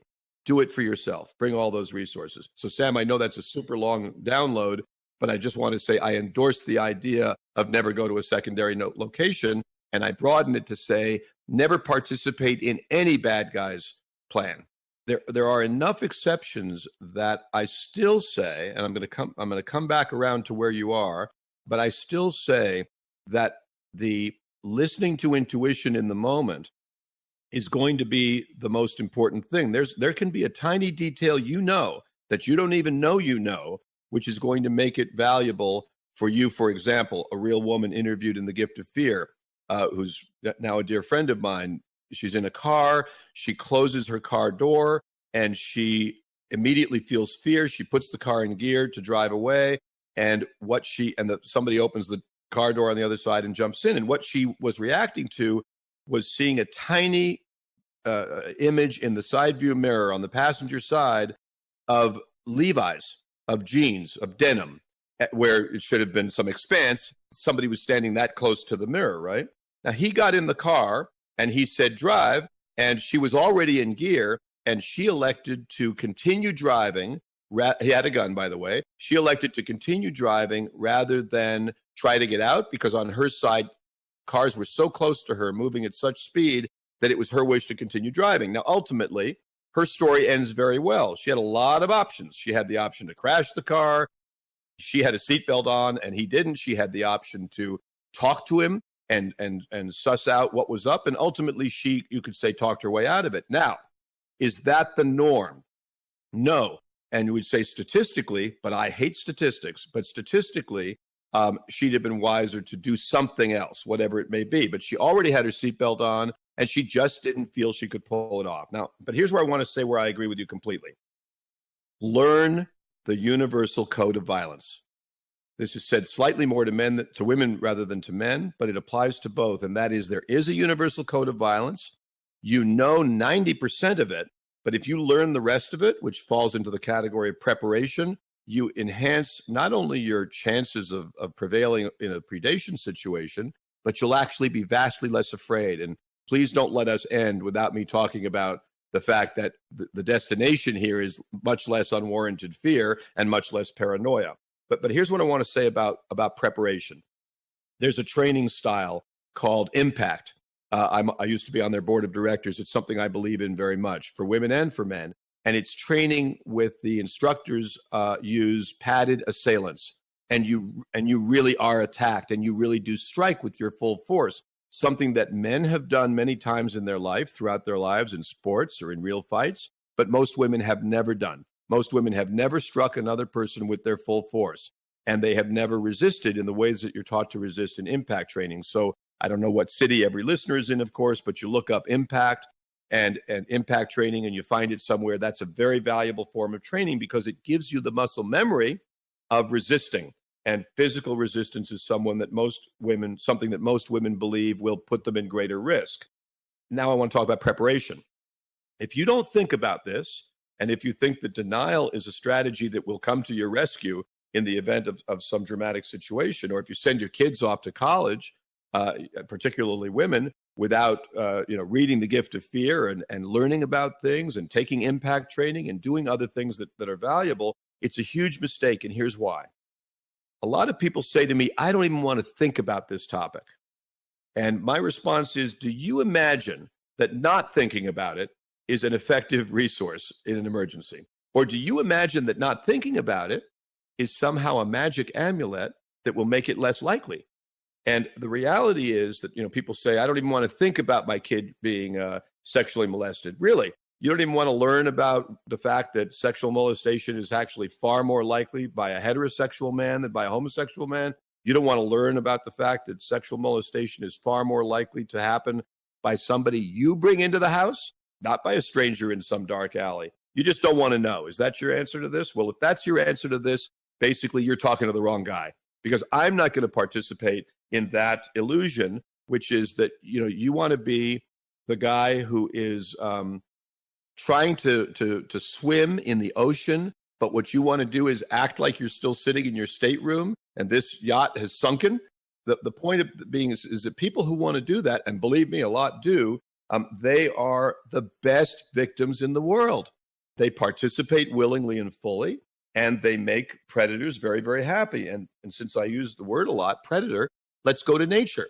And in nature, there are predators with magnificent strategies that are brilliant, and there are prey with magnificent strategies for avoiding being eaten, for example. And yet every day, millions of times, predators fail and vice versa. Why? Why is that happening? Because it is a race. And in the arms race, what we don't want is détente. You don't want to bring détente to the arms race with the predator who's got you in the underground parking lot, and he's got the two things that all predators want. And this is what I call, I hate PC. Hate PC. That could be a whole podcast one day. And I hate it directly related to my work, violence. But I changed PC to use it for the words privacy and control. And it's something I teach all teenage girls and women going off to college, both through my books and in the case of my own two daughters. When somebody has privacy and control, when you're in an environment where there's privacy, meaning nobody will hear you if you call for help, and there's control, meaning you hand this person control because he's either big or strong or scary, or he's the driving instructor in the car with you, but he's telling you to drive to distant places. He's the boss who says, hey, let's close up early tonight, and you're in the locked building with just him. Privacy and control is the first thing that ought to tell you, not that he's bad. It has nothing to do with the person who's with you. It has only to do with your vulnerability. In this circumstance, you're more vulnerable. So what do you do with that information? Do you run home? No. Your boss may be the greatest guy in the world, and the driving instructor in the car in the remote part of the community may be the greatest guy in the world. You just pay attention on a different level. That's all I ask people to do, is recognize I'm in a shit situation here if there is any predation to happen. And so if this is a bad guy, it doesn't mean that all guys are bad. Of course, they're not.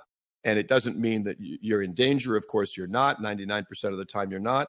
But PC is one of my rules, which is if you sense it, and we do this in public figure protection. If I sense that, a lot of tall buildings, and suddenly in a circumstance we're very far from the car, we've got to walk across this open space. There's 10,000 people crowding around who are angry at our protectee. And so this is a circumstance where we don't have advantages. We don't have the ACE, what I call the ACE, access, cover, and escape. We don't have it. We don't have access to our protectee. We don't have nearby cover, and we don't have escape strategy. So you handle that situation differently, and you speed through it, right? You get through that circumstance fast. So speaking of fast, I know I'm talking fast here because I want to be sure not to lose the kangaroo story. So with your permission, I want to tell the kangaroo story real quick. This has to do with what you said a minute ago about informing your intuition. That's your responsibility. You have to get accurate information and inform yourself. So if you're a woman, like how many people didn't read The Gift of Fear because it sounds scary? This book is not going to bite you, and it's not going to rape you, and it's not going to victimize you in any way. Information you're afraid of, maybe it's not the book for you. That's fine. But the broader point I want to talk about is the kangaroo story. So I give talks at the CIA, and I used to give them a lot more often, but I still do them occasionally, because CIA officers overseas have to rely on one thing above all else: intuition. And I tell them the kangaroo story. And the story about the kangaroo is that kangaroos attack very rarely human beings, but when they do attack, it's brutal and very dangerous. And they always give 3 reliable pre-incident indicators. The first one is that they always look behind them and around them because they're clumsy, and after they attack, they like to retreat quickly. The second one is that they always bare their teeth. And tourists in Australia think, well, they're smiling, look how sweet. And then the third one is they always check their pouch, because if they have offspring in their pouch, they won't attack. And so if you remember those 3 pre-incident indicators about kangaroos, you'll never be victim of a kangaroo attack. But the problem with those 3 pre-incident indicators is that I made them up. They are bullshit. So if you're ever really facing a kangaroo, forget that I said that. Here's why I do it. I did it at a talk with the CIA, and then I asked the audience members an hour later when I was done, can anybody here name the 3 pre-incident indicators of kangaroo attack? And every hand goes up. Because you will never forget those 3 pre-incident indicators of kangaroo attack. Why? I recommend you not do this in Australia, because there's this other thing called the illusory truth effect, which is another bug in human cognition, which is even though you're telling this story and the whole point is to emphasize that this is not true, some significant percentage of people will remember it as being true. So who knows what harm you've been doing these many years, Gavin. Millions of readers undermine. But here's the reason that's so important, is that as silly, I just downloaded into people's intuition the kangaroo pre-incident indicators. Well, the news media is constantly giving you false pre-incident indicators. They're using, flashy, newsy stories that are actually incredibly rare. I'll give you a stupid example, stupid on their part, not my part. They're interviewing people. There's a rapist in a park. He's a serial rapist. He's attacked 15 women in a small community, and he just got arrested. And he's arrested, and he's going to be convicted. He's confessed, and he's going to be imprisoned. And they interview people around the park. Well, I'm never going into this park again. I was always a little afraid, but I'm never coming here. You mean the day that the rapist is caught? This is the day that the news media wants to go and make you more afraid about the drama of rape in the park. My point is, you have a responsibility to load your intuition with accurate information, and you will not get that from television news because things that are news are inherently unusual. That's why they're there. If it were any other way, Sam, there'd be 20 reports about spousal homicide every day on the news. But that's not what there is. There's the snake that ate the dog in the neighborhood. That happens all of once in human history. You don't have to load your intuition with that crap. Dogs are far more dangerous to snakes than the other way around. But I'm just strongly endorsing what you said, that we have an obligation to accurately inform our intuition. And that's why educating yourself on the topic of violence is better than hope or wishing or denial. Gavin, you mentioned one thing that I want to emphasize, which is that focusing on this, becoming a student of human violence, need not make you dark, need not make you more worried than you otherwise were. In fact, it has the opposite effect in I think most of us. I mean, first of all, training for anything, training in Brazilian Jiu-Jitsu or doing an impact course or even learning to use firearms. It may be fear that got you there, but once you actually do any of these things, they're just incredibly fun and empowering, and you feel better about yourself in the world, and it's just any one of these things can become a guilty pleasure. So the experience of arming yourself, both conceptually and physically, is not morbid and it doesn't serve to increase fear. It's quite the opposite. It's absolutely true that people avoid like crazy a lot of this information because they assume that it'll make them paranoid, or as you said, it'll make them dark or what have you. But I make a promise in my more public books that you will be less afraid at the end of this book than at the beginning because you've educated yourself on the topic. Imagine somebody, you get a diagnosis of cancer. Well, that's pretty scary. But your response to that diagnosis is not, I never want to hear another word about cancer. The last thing I want to do is learn anything about cancer. What actually gets you through that experience is learning about cancer and learning about what you can do and learning about the treatment plans and all of that. So being a victim of violence and being a prospective victim of violence is a bit like having a virus that you want to treat. And the way you treat that anxiety or fear is by learning something about it. So if you think about it, given the frenzy and the power of all the various violence industries like, media and the gun industries and what have you, the amazing part is how rarely we hurt each other. Abraham Lincoln talked about the better angels of our nature, and I think it's how we get through every day with cooperation. And we've already survived, all of us, these extraordinary risks because in modern world, every day we're moving, in and around powerful machines that could kill us and airplanes that could crash and subways and buses and elevators and escalators and all of this stuff. Our homes are wired up with lethal, amounts of electricity, and gas is pumped into our homes. And all these things go on. And the most frightening of all of them is that we live among, angry countrymen and sometimes armed and angry. I mean, if you take it all together, these are things every day that our ancestors would shudder at. You bring somebody from 1,000 years ago here, and this is a very confusing and fast-paced and sort of dangerous place. And so I want to say that it comes from Mark Twain, that quote where he says, I've had a great many troubles in my life, but most of them never happened. I'm not recommending to people that they worry, but if you know a great deal about predicting and avoiding violence, and if you know about the dangers that are posed by strangers or by friends or what have you, when your intuition is better informed, I am absolutely certain from now 40 years of this that people have less unwarranted fear of other people because you know that you'll get the fear signal if you need it. And 99% of the time we walk around, you and I are in a restaurant together, fear doesn't even enter into our thinking. And but if it does, you want to listen, and it'll be super rare. And I think the result of educating yourself on the nature of predatory strategies, how people behave, what are the pre-incident indicators of various forms of violence, I think the result is that people live far less afraid because the nagging knowledge that, gee, I'm in this world and I don't know anything about this world, that is the cause of anxiety. Information is not the cause of anxiety.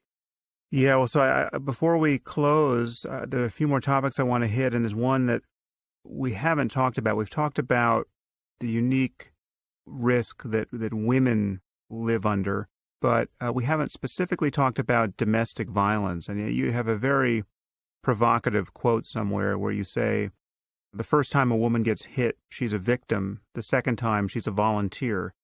So I want you to justify that point and tell our women listeners what you think they should know about this topic. It need not be narrowly focused on domestic violence, but anything you think women in particular should know.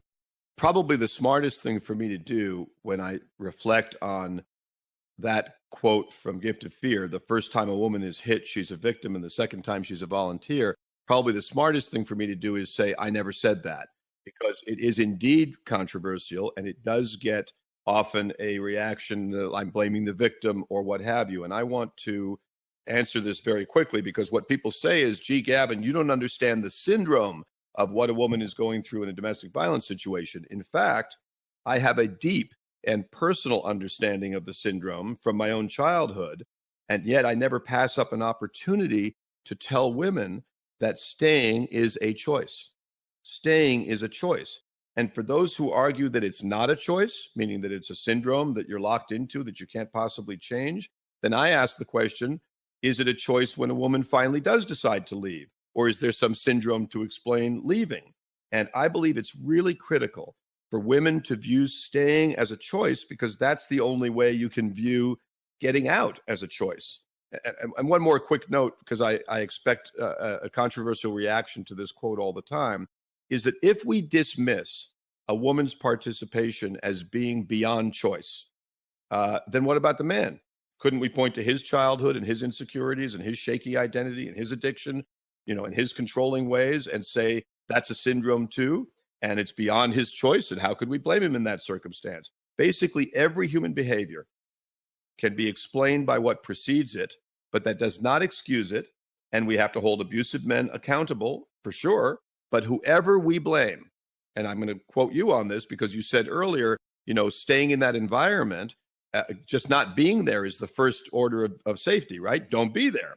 Well, whoever we blame, there is some responsibility on both sides of the gender line, particularly if there are children involved, because both parents who participate in a violent relationship are hurting their kids. I think the man is hurting the kids more than the woman, but both are participating. And children who grow up in those situations are often angry at their mothers. Why?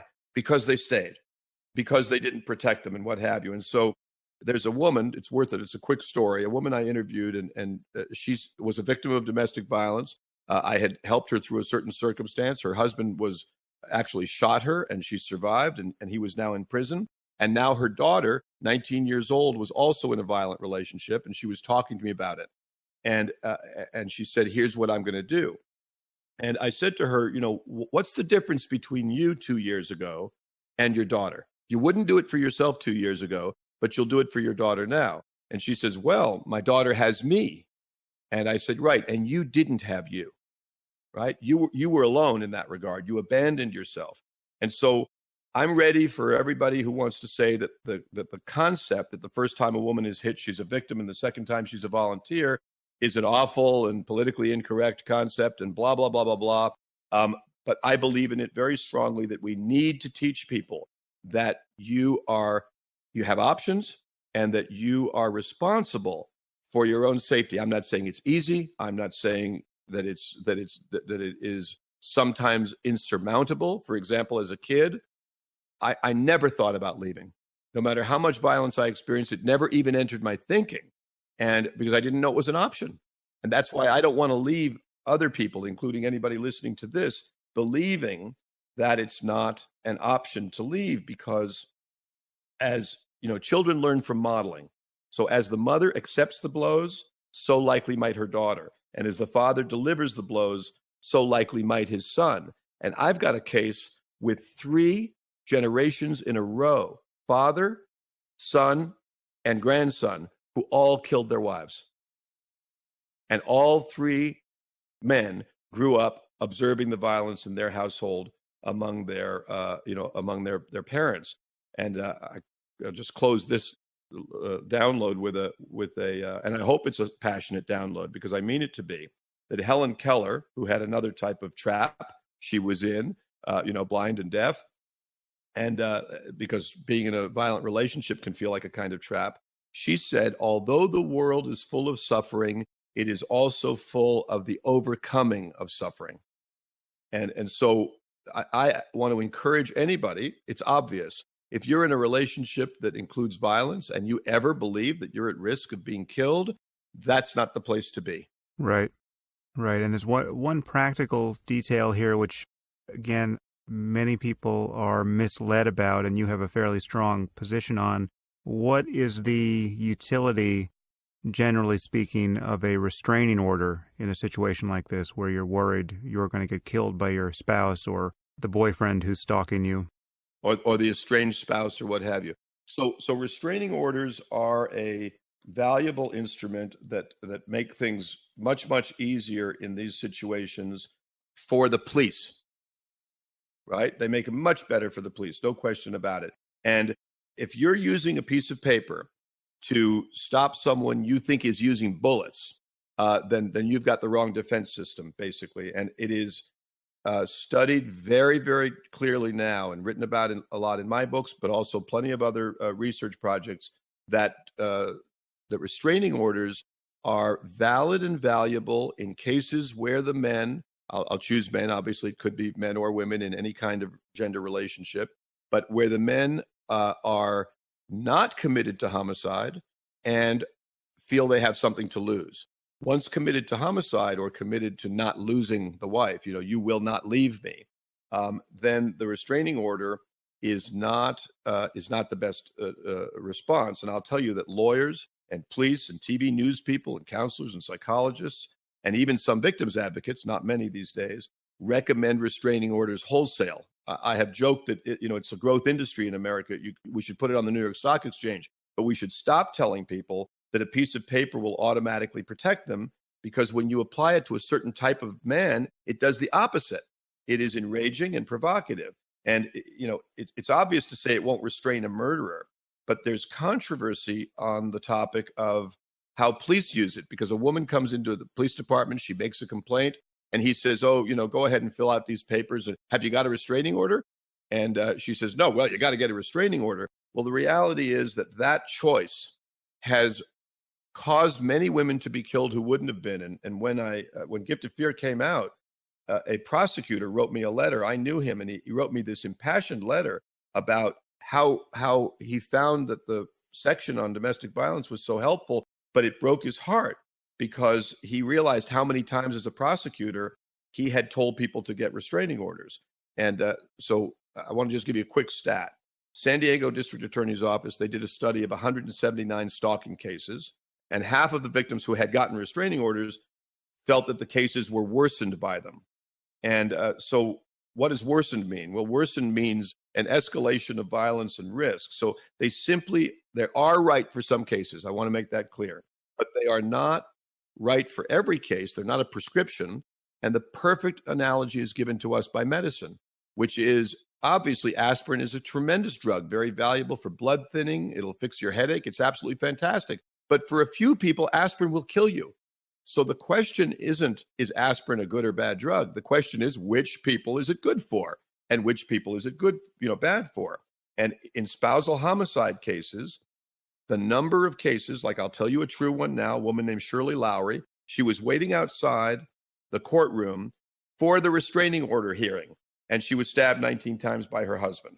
Or another woman who the police told her after she'd gotten 9 restraining orders, they said that what she should do is get another restraining order, right? Or this woman, Betsy Murray, her husband violated the restraining order 13 times. And he reacted to her divorce petition by telling her marriage is for life and the only way out of marriage is death. And so when nothing else worked, and when the cops kept telling her to get a restraining order, she went into hiding. And even after the police assured her that her husband had fled the country, they were wrong. He was due to be arrested for violating the restraining order. And remember, he'd violated it 13 times already. She got a new address. And at some point, she got lazy about, keeping her information secret. And her estranged husband found her and killed her and then herself. Now, I literally, Sam, could do our entire podcast for a month with stories like that. And so the restraining order should never be an automatic knee-jerk reaction. It is not the solution. And the problem with it is, or the last problem with it is, that it makes people feel they solved the problem. Yeah. So now, quickly, what do you think about guns for self-defense? People owning guns who take everything we've been talking about seriously. Can you generalize about your view on that, or is it really totally dependent on the person? Well, it's dependent, asking what I think about guns, and I obviously get the question a lot, is a little bit like asking what I think about cars. I think they're awesome. Cars are fantastic, but I don't want my 10-year-old driving mine. And so the issue is, to what degree does the owner and user of a gun train himself or herself and prepare for this particular technology? If you don't train yourself for it, then I have to hit you with statistics, right? 75 times more likely that somebody in your family will be shot than an intruder will be shot. Things like that are unignorable, but they change according to, again, it's like asking me, what do you think about surgery? I think it's great, but I don't want it done by my 10-year-old. And so the issue here entirely boils down to who's using it and how well have they prepared themselves for it. And a gun in the home is an enormous responsibility. It is not a consumer product that you go and you buy for $400 and you put it in your house and now you're safe. It just isn't like that. And so the idea that you can buy it and put it in the drawer, next to your bed, and everything's okay without really familiarizing yourself with how it operates, just like you did with the car, with how to use it, just like you do with the stove and the oven and the power drill and everything else you've got in the house, and having a strategy for keeping it away from children. Because what I don't advocate gun control, I advocate what I call bullet control, meaning where do the bullets go? That's what I'm concerned about. The gun on its own is a piece of metal like anything else. But the gun in the hands of a 9-year-old boy, that's a really serious thing. And so what I strongly recommend is that people learn about guns if they're going to have them. And if they make that decision to have it in their home, that they take the kind of responsibility that they are obligated to take when it comes to anything dangerous. And a gun is a technology that outlives the consumer that buys it. And so one has to recognize that it's not going anywhere. It's going to be in your house for a long time. And the number one responsibility you have is to keep it away from children. And people say to me sometimes, oh, I don't have kids, so it's no problem. It's still a problem because the plumber you call on a Saturday afternoon to come and fix something in your house, you're going to bring along his 9-year-old son, and he's going to find it in the house. And the point is that if safety is your concern, a gun is a tremendous resource, just like a car is a tremendous resource.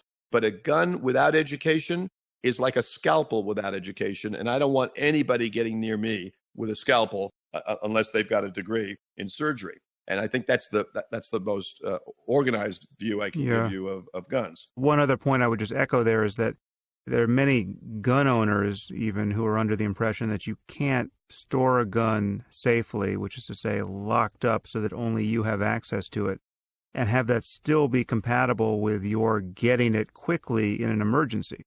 And that's just not at all true. It can be locked up with only you having access to it, and there are now safes that you can access so quickly that it's almost like the gun is sitting out on your shelf. If you're down to hundreds of milliseconds, that's making the difference. You're in a pretty rare circumstance of self-defense. And what you probably need is an alarm system to give you, early warning. All of the stories you hear about kids finding their parents' guns and killing themselves or their friends or their parents, these are just absolutely pointless tragedies that are not intrinsic to this technology in the way that car accidents are still currently intrinsic to the technology of driving cars. I mean, these are every one of those deaths and injuries is just an instance of shocking negligence, and gun owners just have to get their head straight around that. Well, here's the key point, though, on the issue you raised about people saying, if I put it in a safe, it's useless.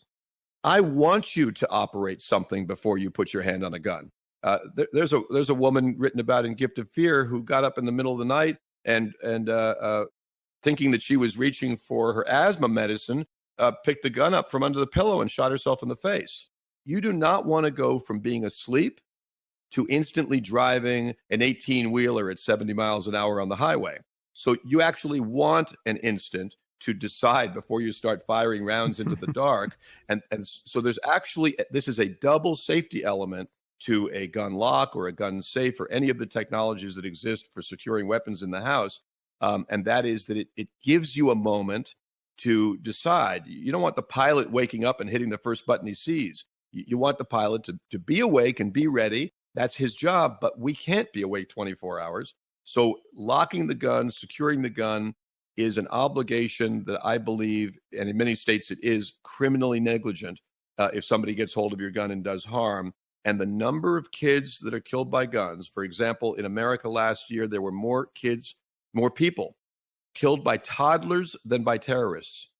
More people killed by toddlers than terrorists. And we give billions of dollars to the fight against terrorism, and we give nothing to the need to develop better better child-safe guns and better child-safe technologies and education about guns. I do believe, as you do, you ought to have a license. You ought to have to go through a training protocol in order to have a gun in the home. That would be a big improvement if politicians would ever have the balls to counter anything about guns. Yeah. I feel the need to say in my own self-defense at the moment that my position on guns is very difficult to state briefly, and it's something that is almost certainly still evolving, but I have a long blog post, and in fact, it's a blog post that I read on the podcast at one point. It's called The Riddle of the Gun, and lest you draw the impression that I am just straightforwardly pro-gun or anti-gun safety, or you are very unlikely to understand my full position on the basis of what we just said. So on the one hand, I think they are important and occasionally indispensable means of self-defense, but on the other hand, the kinds of controls I recommend are far more stringent than anyone who's lobbying for gun control and gun safety is actually advancing at the moment. So it's a hard position to state. I want to say something in your defense as well. You're more famous than I am, and you have a larger audience, and accordingly you invite more controversy. And so on that topic, it's certainly one of the top 3 most polarizing topics in America. And anytime there's a polarizing topic like what's called gun control or what's called abortion, those all have something in common. Death penalty, they all have something in common. And that is that people stop arguing about the actual elements of the subject. They're arguing about something quite different. Our right to have a gun. Let's put that to bed right now. Whether it comes from the Constitution or it doesn't, we have a right to have guns. We don't get arrested for having guns in America. So all the people who want to argue endlessly about the right to bear arms, we have a right to bear arms. Forget where it comes from. We're living it every day, and that's where we live. I'm not making a political comment here. I'm making the only kind of comment I ever make, which is one about reality. But I want to talk about your view. Your view is nuanced. And the moment it is, you don't fit into either camp, and both camps hate you for it. And so the reality is, I read The Riddle of the Gun. I listened to it on the podcast as well. I'm with you. You begin with a beautiful foundation, which is you say everything I'm about to say would change completely, and I would retract and revise if there were another technology that stopped people immediately when they were acting in a way that wasn't viable for your safety. Meaning if there was something that was the Star Trek stun gun, you'd say, let's use that instead. And so that is a nuanced position. And the reality is this. We live in a country with more guns than adults. They are in the hands of people who will do you harm, and they are in the hands of people who will protect you. And, do you want cops not to have guns? I say to the people on one side of this controversy, sure, we all want criminals to not have guns. I go a step further. Let's have criminals not have bad intentions. Let's have criminals not want to be predators. There's a lot of things we'd like to have. But the reality is we live in a country with more guns than adults. And that means that our responsibility is to control how they're stored, how people are educated about them. Half the people in America want guns. And so what I want to commit my energy to is not the debate about whether we can have gun control. We can't. Stop. We cannot confiscate guns in America in the way that it was done in Australia to great benefit. I want to make that point clear. Australia is better off for not having guns now than it was 18 years ago. I feel the same way about England, better off than it was 27 years ago. And both of them in response to multiple victim shootings, by the way, and neither country has had one since. So from that point of view, you'd say it's great. But can it work practically in America? Unfortunately, I've decided that my life isn't long enough to commit to the idea that I don't believe can actually happen. So I commend people to read The Riddle of the Gun and get off the polarization element of it and get on the actual learning about the device and get on the actual learning about training and learning about storage, safe storage. That's my thing is all not gun control. My thing is entirely about gun access. I don't believe young kids should have access to guns under any circumstances. And that I'm very happy to go to war with anybody over. And that has nothing to do with whether they have a right to own a gun. Are there any other technologies now that change the way you've been thinking about violence or its prospects? Is there anything that, at one point you mentioned drones, weaponized drones in this conversation, which may sound completely insane to people, but there are recent reports from the last, the death rattle of ISIS in Iraq and Syria, where they have the drones of a sort your kids may be playing with, and they've weaponized them to, blow up or to drop hand grenades or mortars. Is there anything that people could be thinking about in terms of new ways to inflict tissue damage that most of us haven't thought about? Oh yeah, and this is a big one, and it doesn't really, in one sense, it doesn't matter what I say about this because everybody's going to know about this soon enough. In large measure, my company had a non-public secret think tank with people from many federal agencies and from the Pentagon and a wide variety of people who got together, and we now have a workshop group that studies weaponized drones. And what I want to say, I say pretty bluntly, is that this is the most important technology advancement in predatory action, in homicide, in 1,000 years. And the technology of protection hasn't really changed a lot, and the technology of assassination hasn't really changed a lot. I would say the number one advancement in technology in assassination would be the remote control bomb, and the number one advancement in technology of protection would be lightweight body armor and vehicle armor. Although armor has, of course, existed, has existed forever. Thousands of years, people have used, metal for armor and a wide variety of things. But I just quickly talk about because there weren't huge advancements in assassination strategies for more than 1,000 years, there weren't huge advancements in protection strategies. And so, for context, I want to give your listeners a very fast recap of how targeted tissue damage has been done throughout history. It's super fast.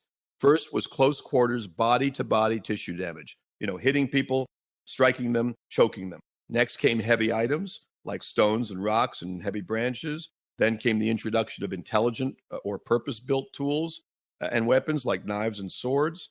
And then everything up to that point required proximity. You had to have some skin in the game. You had to get close. And that meant you had to have courage and commitment and be willing to take risks, which most people are not.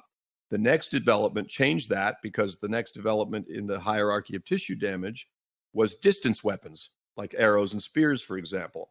And distance tools are a huge advancement in, let's say, assassination because the attacker, and hunting, because the attacker doesn't need much of his own skin in the game. Poison is also a distance weapon. You didn't have to be there, right? You could put poison in ancient Rome. You could put poison in somebody's food and you could take off. But the big one was accelerated metal, cannonballs, bullets, and the wide variety of missiles that we've got. So over time, greater distance evolved, and distance weapons meant that users could have almost no skin in the game. So a big one then was remote control or delayed detonation bombs. But finally, when remote control bombs came, that emerged as one of the most, and it remains one of the most effective assassination strategies there is, particularly around the car. And now you have the biggest change in 1,000 years is the weaponized consumer drone, because it trumps all this, because it can do tissue damage with no skin in the game, none of your skin in the game, no chance of being foiled, very difficult to counter right now. And weapons that require no skin in the game profoundly expand the number of people who will be willing to use them. And so animals commonly attack to convert fuel into flesh, for example. Human beings do attacks for different reasons. We've talked about ideology and what have you. But when technology affords you the ability to successfully cause tissue damage with no chance of getting injured, guess what you do? You cause tissue damage. Countries, look what the drone has meant to America in terms of what we do. And so the weaponized consumer drone is basically an intelligent bullet. And interestingly, I mean, in our study, you can find some things on YouTube you won't believe. You'll find a 6-foot helicopter-style drone that uses a flying technology that is stunning. The fastness with which it moves and the erratic nature of how it moves is literally indescribable. You'd have to see the video yourself to understand what it is when a drone is modified to be able to, it's called collective pitch for pilots in the audience. When a drone has collective pitch, you literally you'll think you're looking at a special effect. And so the drone itself, forget bombs, the drone itself is a weapon with carbon fiber rotors, for example. And the next version is swarming drones. And we looked at a study, not a study, but an actual case study, it's happening, where 50 drones could be operated by one operator and avoid crashing into each other, but crash into what you told them to crash into. So the weaponized consumer drone we will all see, one has already landed on the roof of the Japanese prime minister. One has already landed with radioactive material on it. One has already landed 14 inches from the Chancellor of West Germany. And so we will see the weaponized consumer drone be an instrument of assassination. Absolutely. When you look at it in historical context, every weapon that's ever been built has been used, and every weapon that's offered you distance has been used more. And this is one of those. So that's a thing for public appearances. Will they be used to drop powder at football games to scare people and people will be injured because of that? Yes. All these things are coming. And you said a moment ago, that ISIS in its death throes. I don't agree with you on that, because it doesn't matter whether it's ISIS. ISIS is just a brand. That's today's episode. It may not matter. It's just that we know that there have been recent reports of them using them against Iraqi troops.